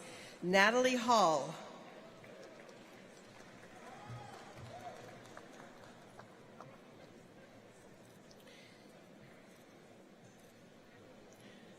Fiorella Andrea Ricciano Hort. Let me try that again. Fiorella Andrea Ricciano Horta.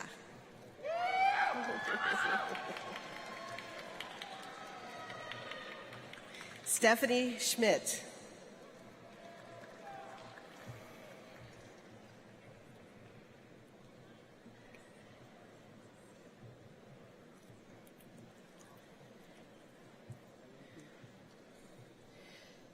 Mr. President, I present new doctors of philosophy whose field of study is health services research. Negin Asazete Zanjari.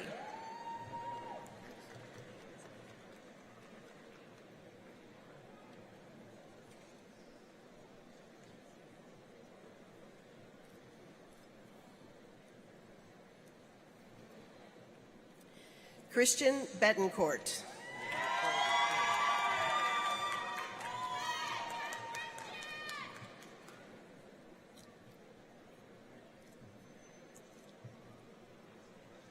Megan R. Brett.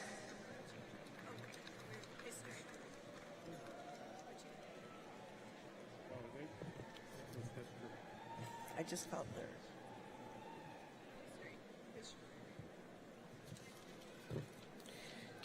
Mr. President, I present new doctors of philosophy whose field of study is history. Megan Brett. Okay. Alyssa Toby Farringer.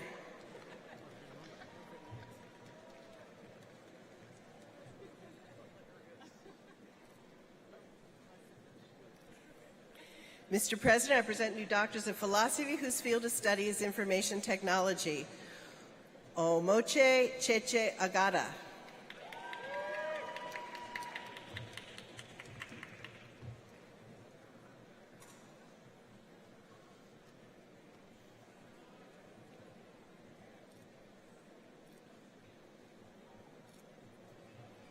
Mr. President, I present new doctors of philosophy whose field of study is linguistics. Omar Ahmed Al-Khonini.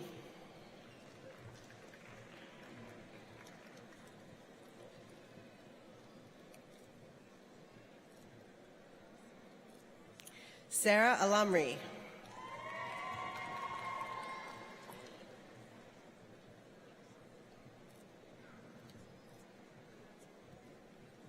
Mr. President, I present new doctors of philosophy whose field of study is mathematics. Deanna Colonna Easley.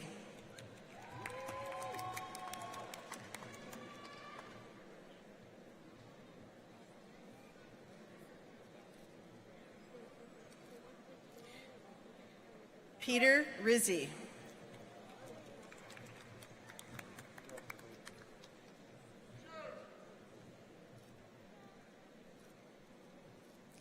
Siegel Thomas.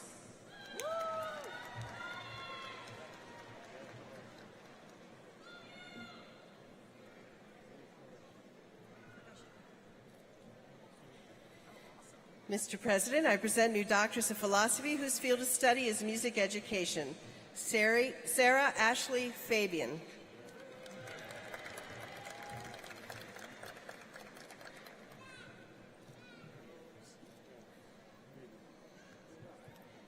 Mr. President, I present new doctor of philosophy whose field of study is neuroscience.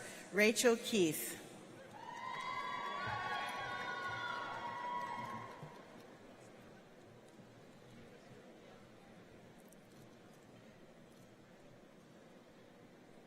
Mr. President, I present new doctor of philosophy whose field of study is physics. Ryan William Fifley.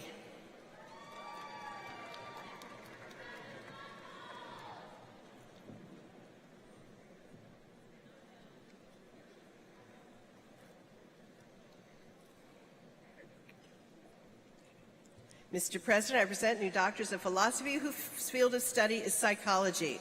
Jose Antonio Calvo IV.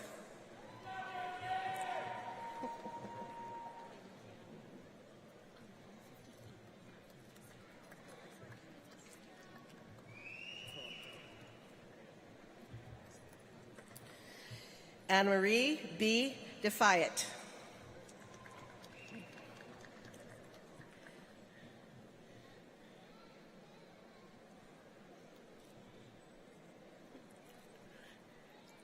Claire Niehaus.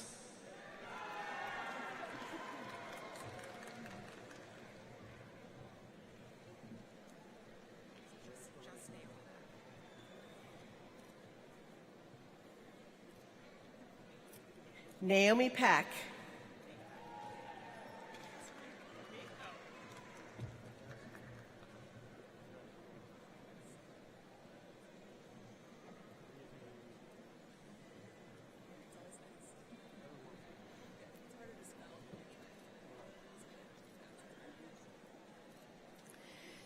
Shannon W. Schrader.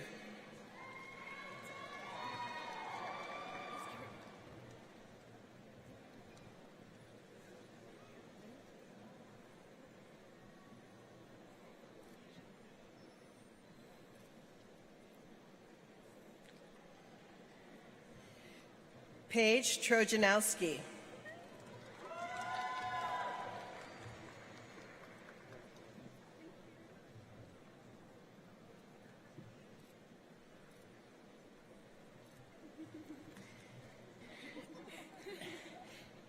Emma D. Whitmire.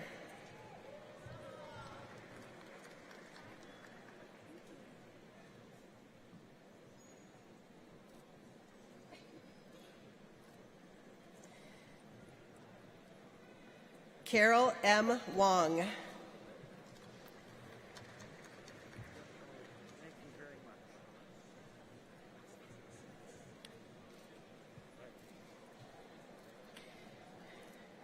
Mr. President, I present new doctors of philosophy whose field of study is public policy. John E. Gudgel.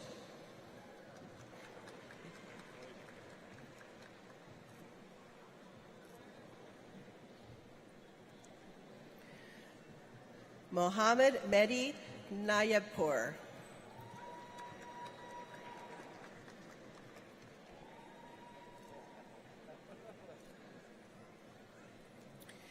Mr. President, I present new doctors of philosophy whose field of study is rehabilitation science. Emily Kessel.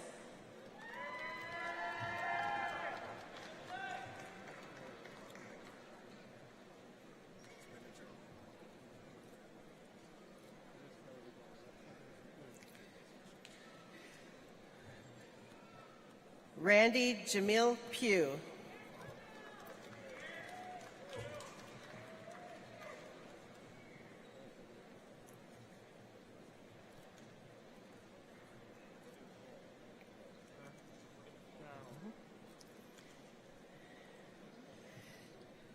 Mr. President, I present new Doctor of Philosophy whose field of study is statistical science. Chao Tan.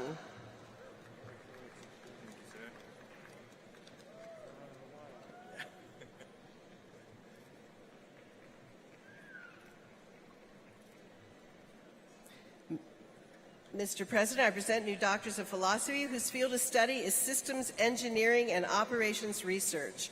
James Lee.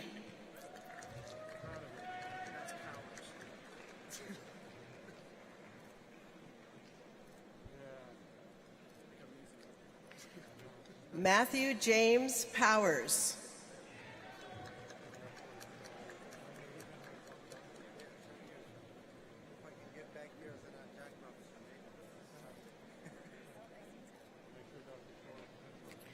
Ali Sayyid Mazloom.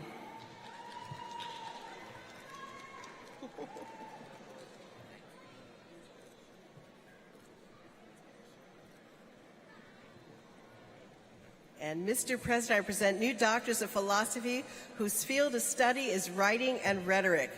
David Powers Corwin.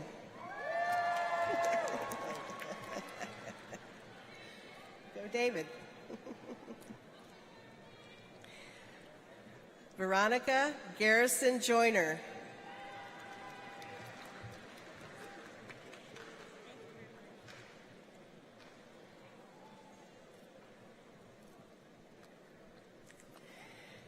Jessica McCaughey.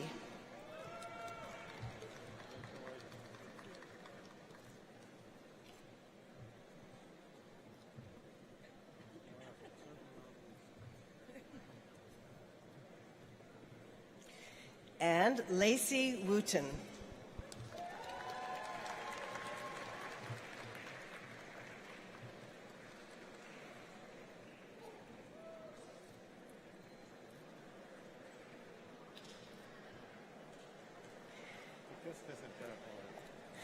Mr. President, this completes the awarding of the highest degrees in course.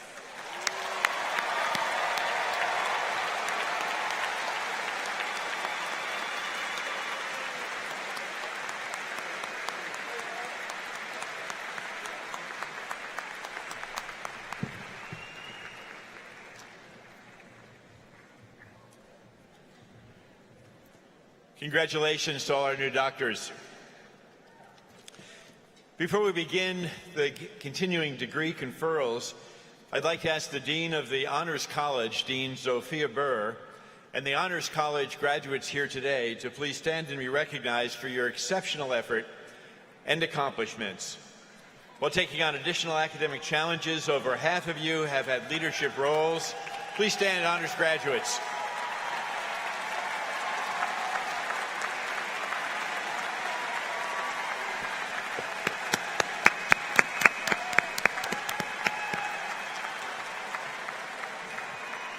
As we recognize the graduates from our Honors College, over half of you have had leadership roles in registered student organizations, 2/3 of you have participated in community service, and 3/4 of you have completed internships. Congratulations.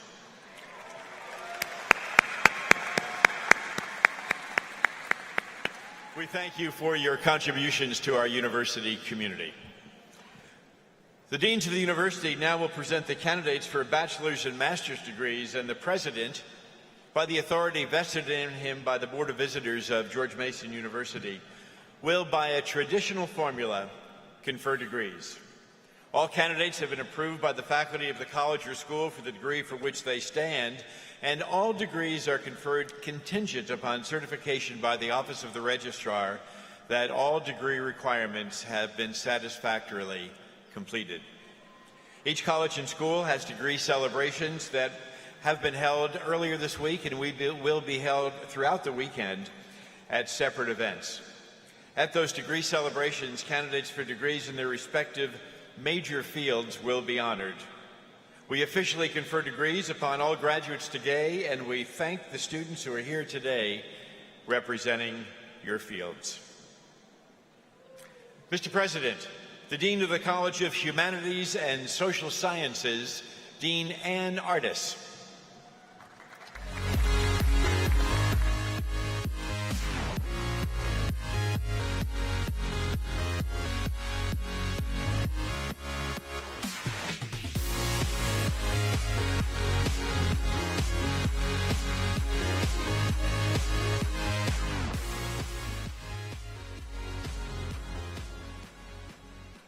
Mr. President, I call now candidates for bachelor's degrees in the College of Humanities and Social Sciences. As your major program is called, please rise and remain standing. Majors in anthropology, in art history, in communication.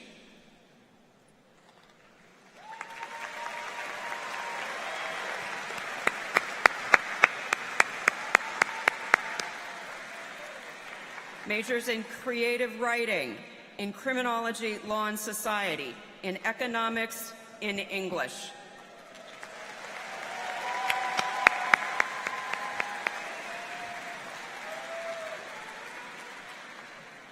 Majors in environmental and sustainability studies, in foreign languages, in global affairs, in history.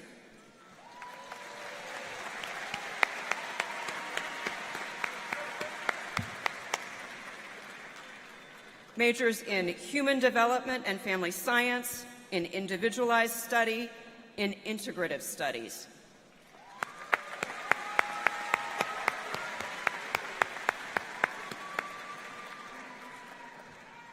Majors in philosophy, in psychology,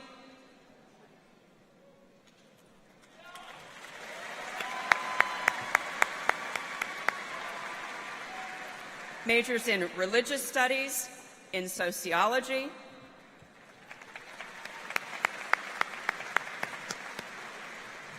Mr. President, as Dean of the College of Humanities and Social Sciences, I have the honor to present candidates for degrees in course for which they stand.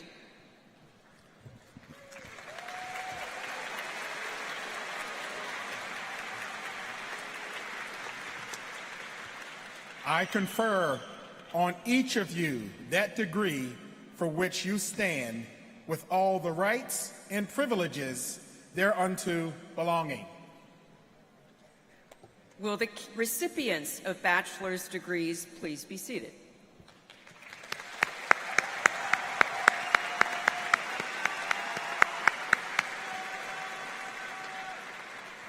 I call now candidates for master's degrees in the College of Humanities and Social Sciences. As your major program of study is called, please rise and remain standing. Programs in anthropology, in applied and industrial organizational psychology, in art history, in communication, in creative writing, in criminal justice, in criminology, law, and society.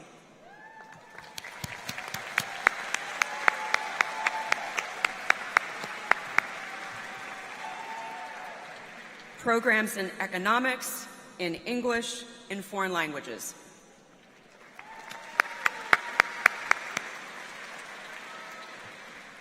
Programs in global affairs, in higher education and student development, in history.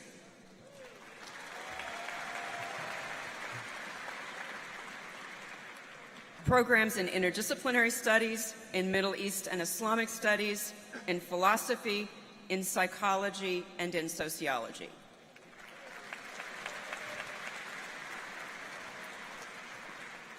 Mr. President, as Dean of the College of Humanities and Social Sciences, I have the honor to present candidates for degrees in course for which they stand.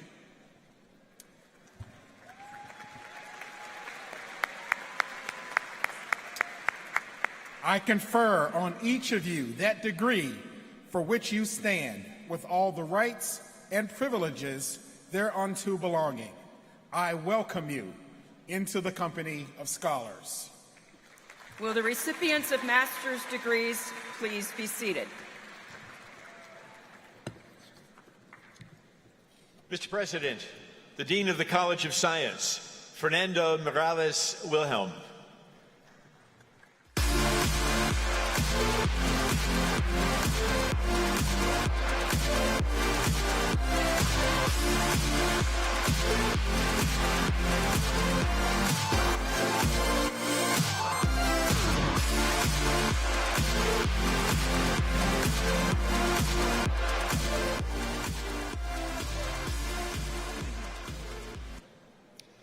Mr. President,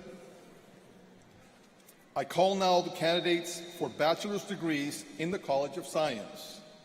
As your major program is called out, please rise and remain standing. Majors in astronomy, in atmospheric sciences, in biology, in chemistry,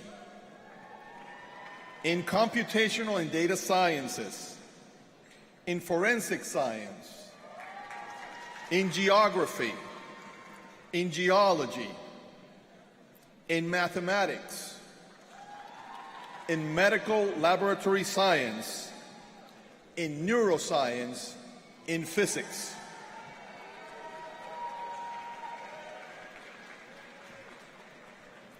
Mr. President, as Dean of the College of Science, I have the honor to present candidates for degrees in course for which they stand. I confer on each of you that degree for which you stand with all the rights and privileges thereunto belonging.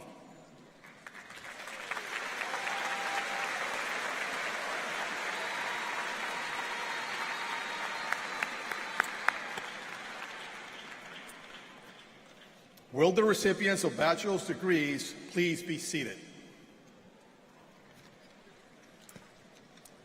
I call now candidates for master's degrees in the College of Science.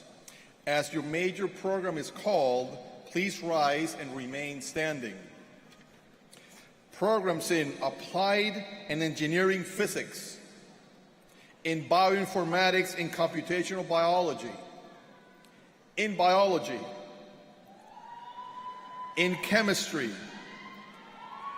in climate science, in computational science, programs in earth system science, in environmental science and policy, in forensic science, in geographic and cartographic sciences, in geoinformatics and geospatial sciences, in mathematics.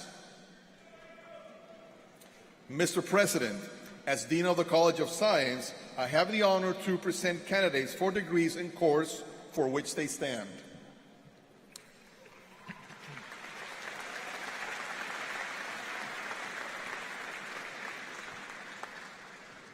I confer on each of you that degree for which you stand, with all the rights and privileges thereunto belonging.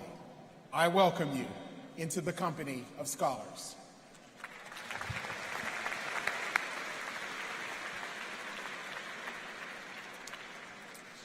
Will the recipients of master's degrees please be seated?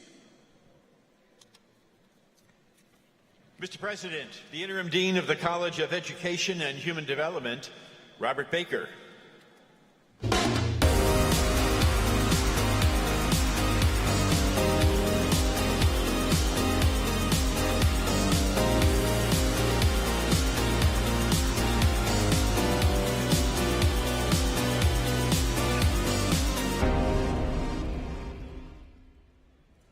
Mr. President, I call now candidates for bachelor's degrees in the College of Education and Human Development. As your major program is called, please rise and remain standing. Majors in Early Childhood Education for Diverse Learners, in Elementary Education, in Health, Fitness, and Recreation Resources, in Kinesiology, in Physical Education, in Sport Management, in Tourism and Event Management.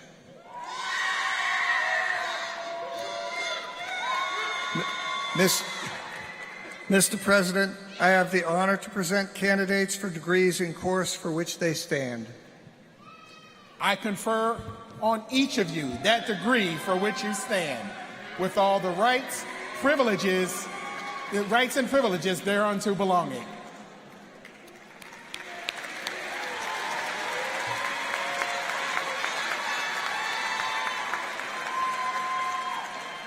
Will the recipients of bachelor's degrees please be seated? I now call for candidates for master's degrees in the College of Education and Human Development. As your major program is called, please rise and remain standing. Programs in athletic training, in counseling and development, in curriculum and instruction, programs in education leadership, in learning design and technology, in educational psychology, in kinesiology, in special education, and in sport and recreation studies. Mr. President, I have the honor to present candidates for degrees in course for which they stand.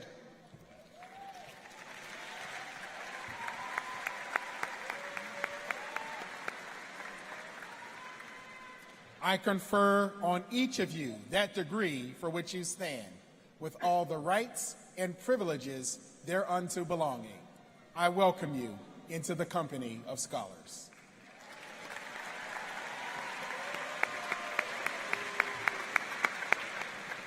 Will recipients of master's degrees please be seated?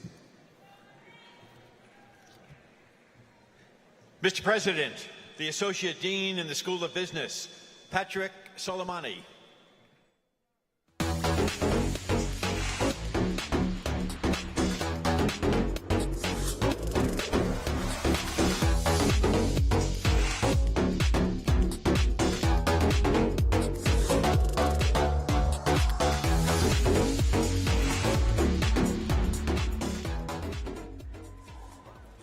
Mr. President, I call now candidates for bachelor's degrees in the School of Business. As your major field is called, please rise and remain standing. Majors in accounting, in business, finance, in information systems and operations management, majors in management and in marketing,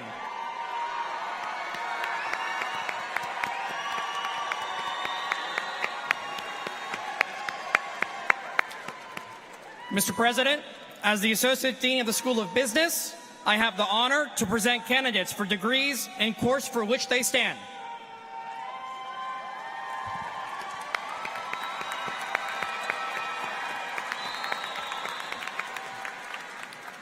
I confer on each of you that degree for which you stand, with all the rights and privileges thereunto belonging.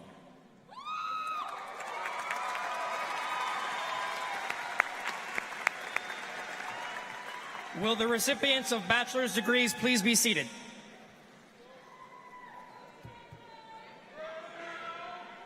I call now candidates for master's degrees in the School of Business. As your major program is called, please rise and remain standing. Programs in accounting, in business administration, in finance, in management, in real estate development, and in technology management.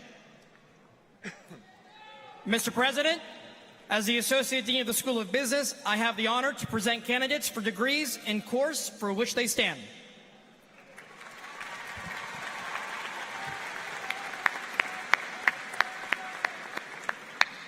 I confer on each of you that degree for which you stand, with all the rights and privileges thereunto belonging. I welcome you into the company of scholars.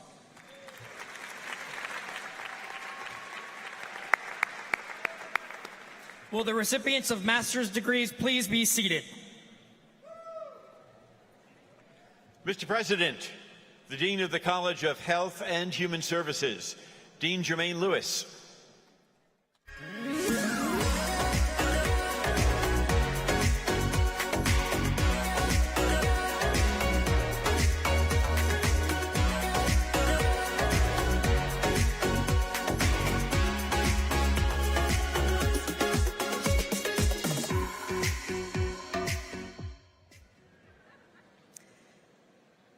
Mr. President,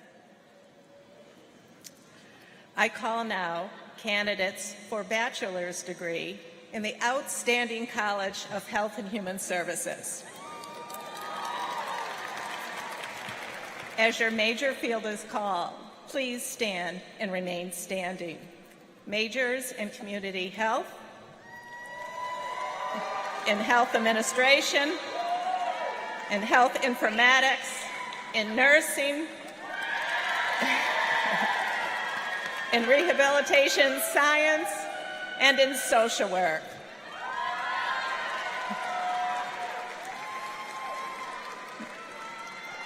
Mr. President, as Dean of the outstanding College of Health and Human Services, I have the honor to present candidates for degrees in course for which they stand.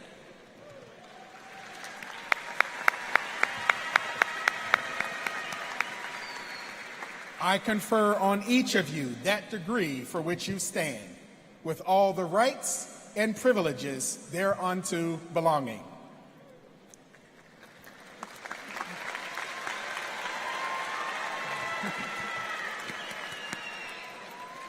Will recipients of the bachelor's degree please be seated?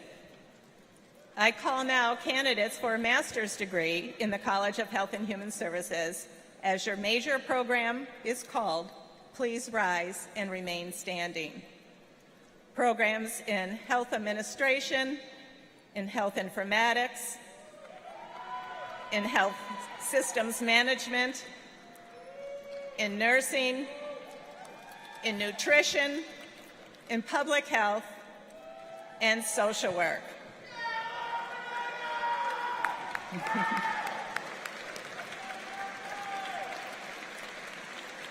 Mr. President, as Dean of the College of Health and Human Services, I have the honor to present candidates for degrees in course for which they stand.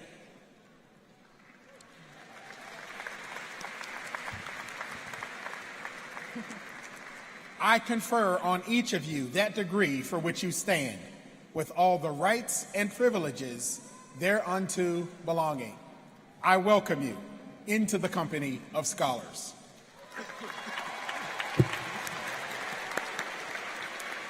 Will the recipients of the master's degrees please be seated? Mr. President, the Dean of the College of Engineering and Computing, Dean Ken Ball.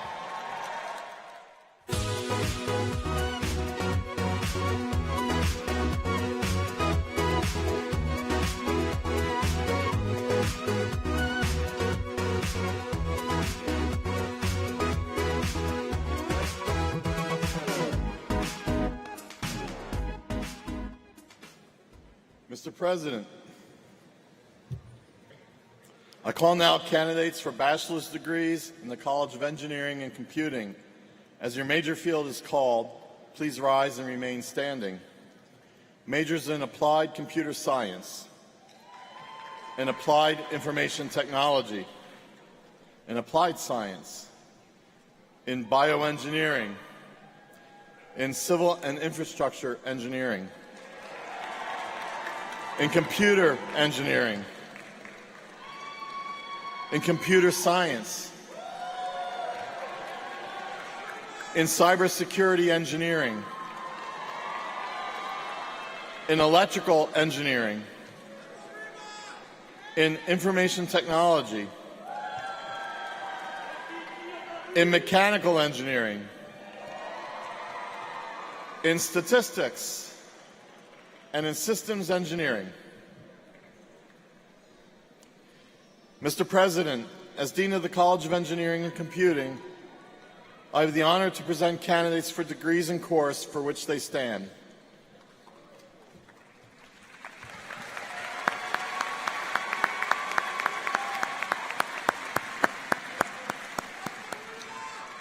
I confer on each of you that degree for which you stand, with all the rights and privileges thereunto belonging.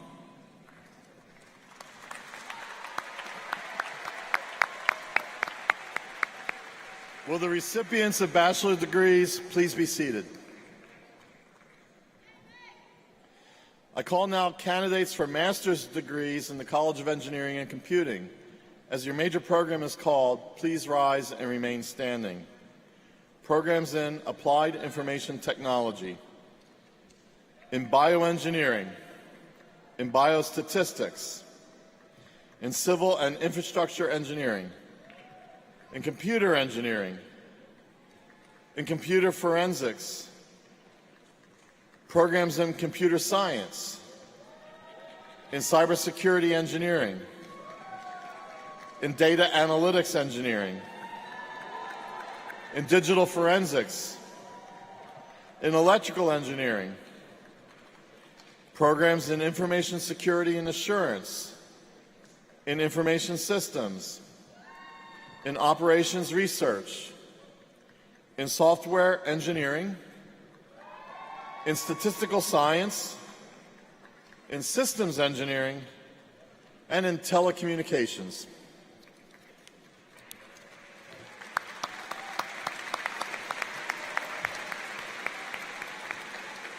Mr. President, as Dean of the College of Engineering and Computing, I have the honor to present candidates for degrees in course for which they stand.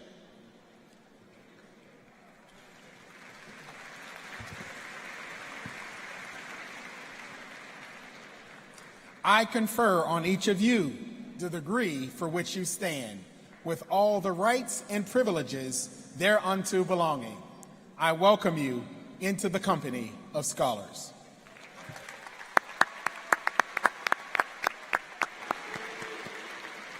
Will the recipients of master's degrees please be seated?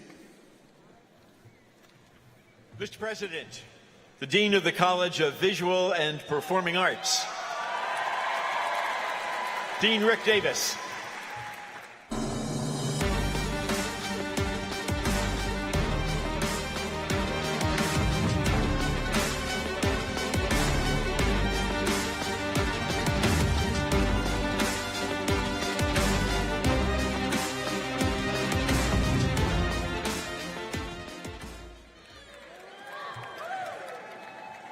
Mr. President,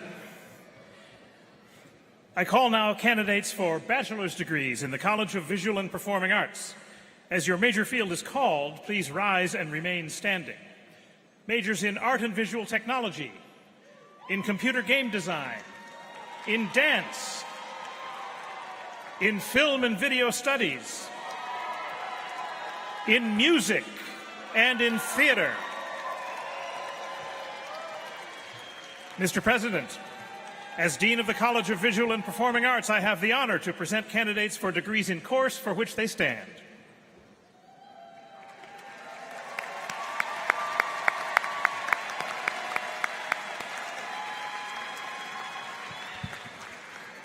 I confer on each of you that degree for which you stand, with all the rights and privileges thereunto belonging.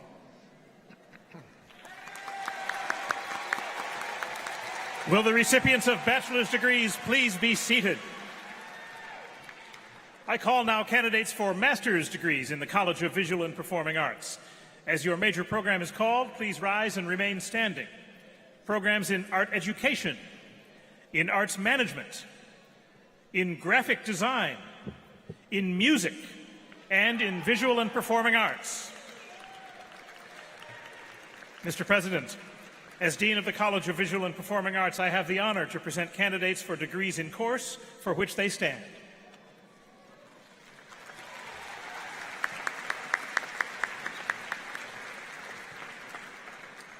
I confer on each of you that degree for which you stand, with all the rights and privileges thereunto belonging.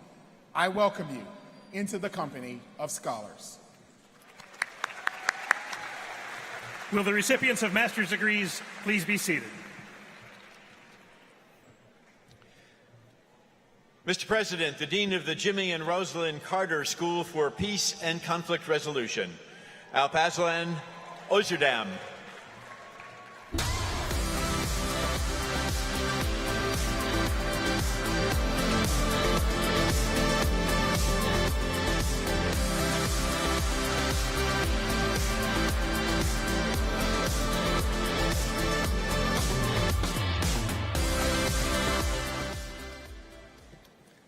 Mr. President,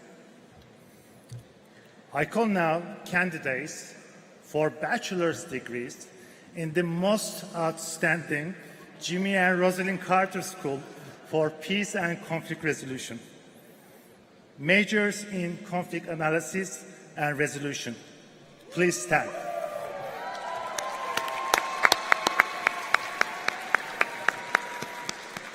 Mr. President, I have the honor to present candidates for the degree in course for which they stand.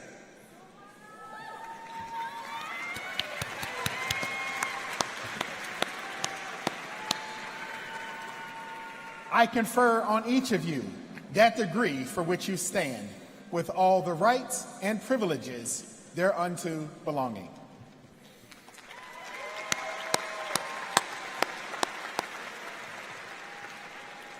Will the recipients of bachelor's degrees please be seated? Mr. President, I call now candidates for master's degrees in the Jimmy and Rosalind Carter School for Conflict Analysis and Peace and Conflict Resolution. I should get it right. Will the candidates for master's degrees in conflict analysis and resolution please rise and remain standing?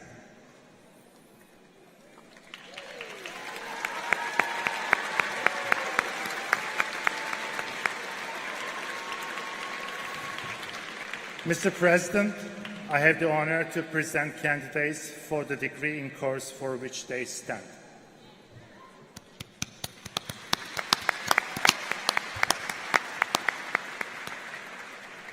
I confer on each of you that degree for which you stand, with all the rights and privileges thereunto belonging. I welcome you into the company of scholars.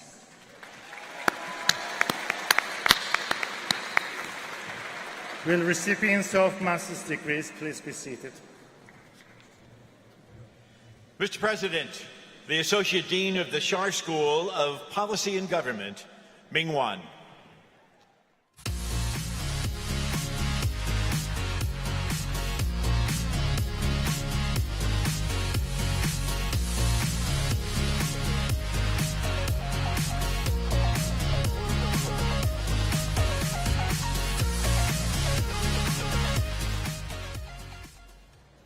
Mr. President, I call now candidates for bachelor degrees in the Schar School of Policy and Government.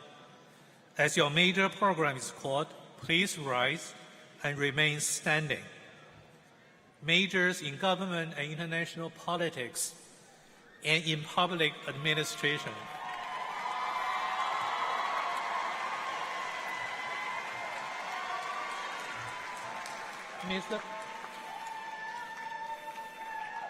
Mr. President, as the Associate Dean of the Schar School for Policy and Government, I have the honor to present candidates for degrees in course for which they stand.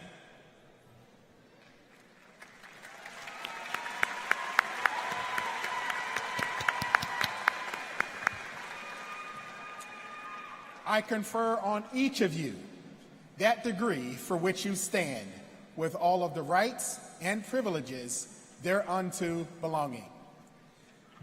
Will the recipients of bachelor's degrees please be seated?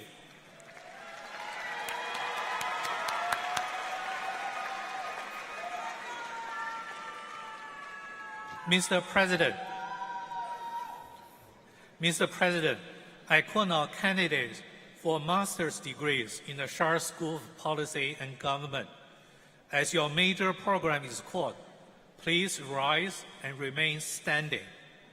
Program in biodefense, in international commerce and policy, in international security, program in organization development and knowledge management, in political science, in public administration, in public policy, and in transportation policy, operations, and logistics. Mr. President, as the Associate Dean of the Schar School for Policy and Government, I have the honor to present candidates for degrees in course for which they stand.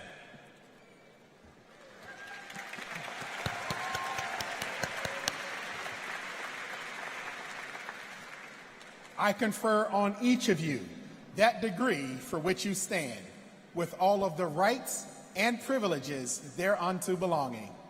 I welcome you into the company of scholars. Will the recipients of master's degrees please be seated? Mr. President, this concludes the awarding of all degrees for the graduating class of 2022.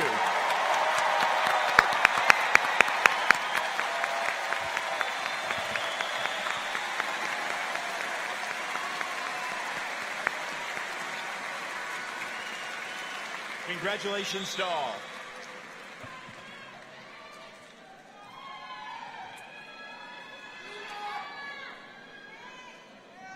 This now completes the conferral of all degrees at George Mason University. Will all degree recipients please stand?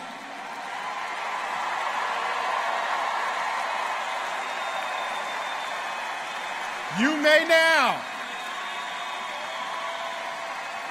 move your tassels to the conferred position from right to left.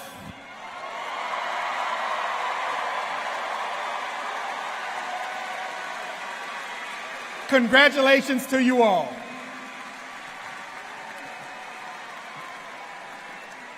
You are now alumni of the George Mason University. Please join me in the singing of your and our alma mater.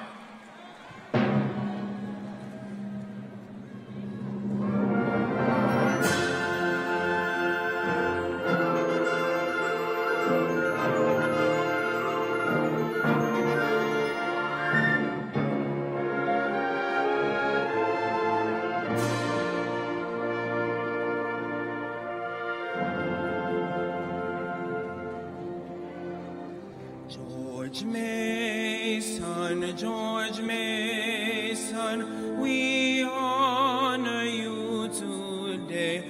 Our alma mater is the source of patriots' pride.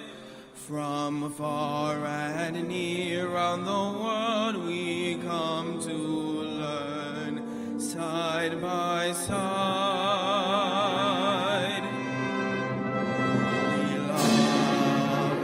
George Mason, we're proud of the green and gold.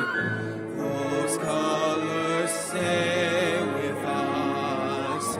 Those colors grow with us. Those colors keep us patriots. True.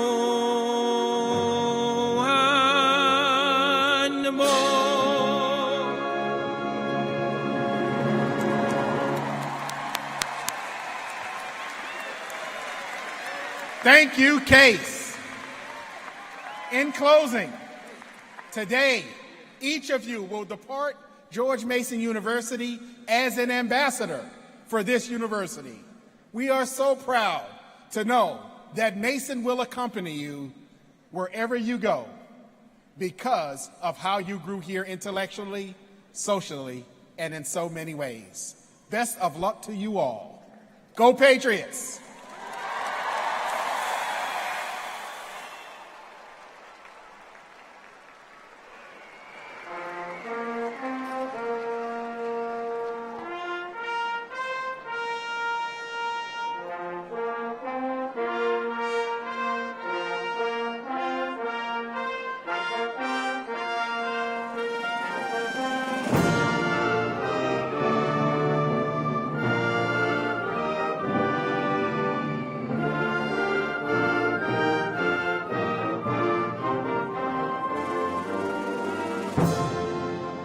I'm just going to process.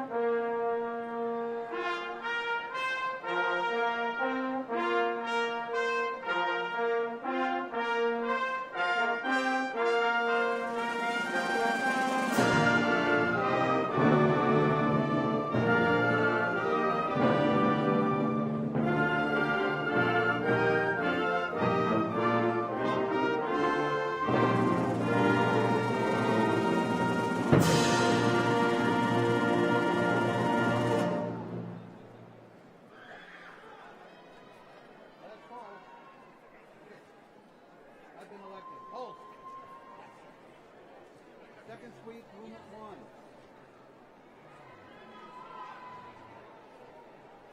Here we go.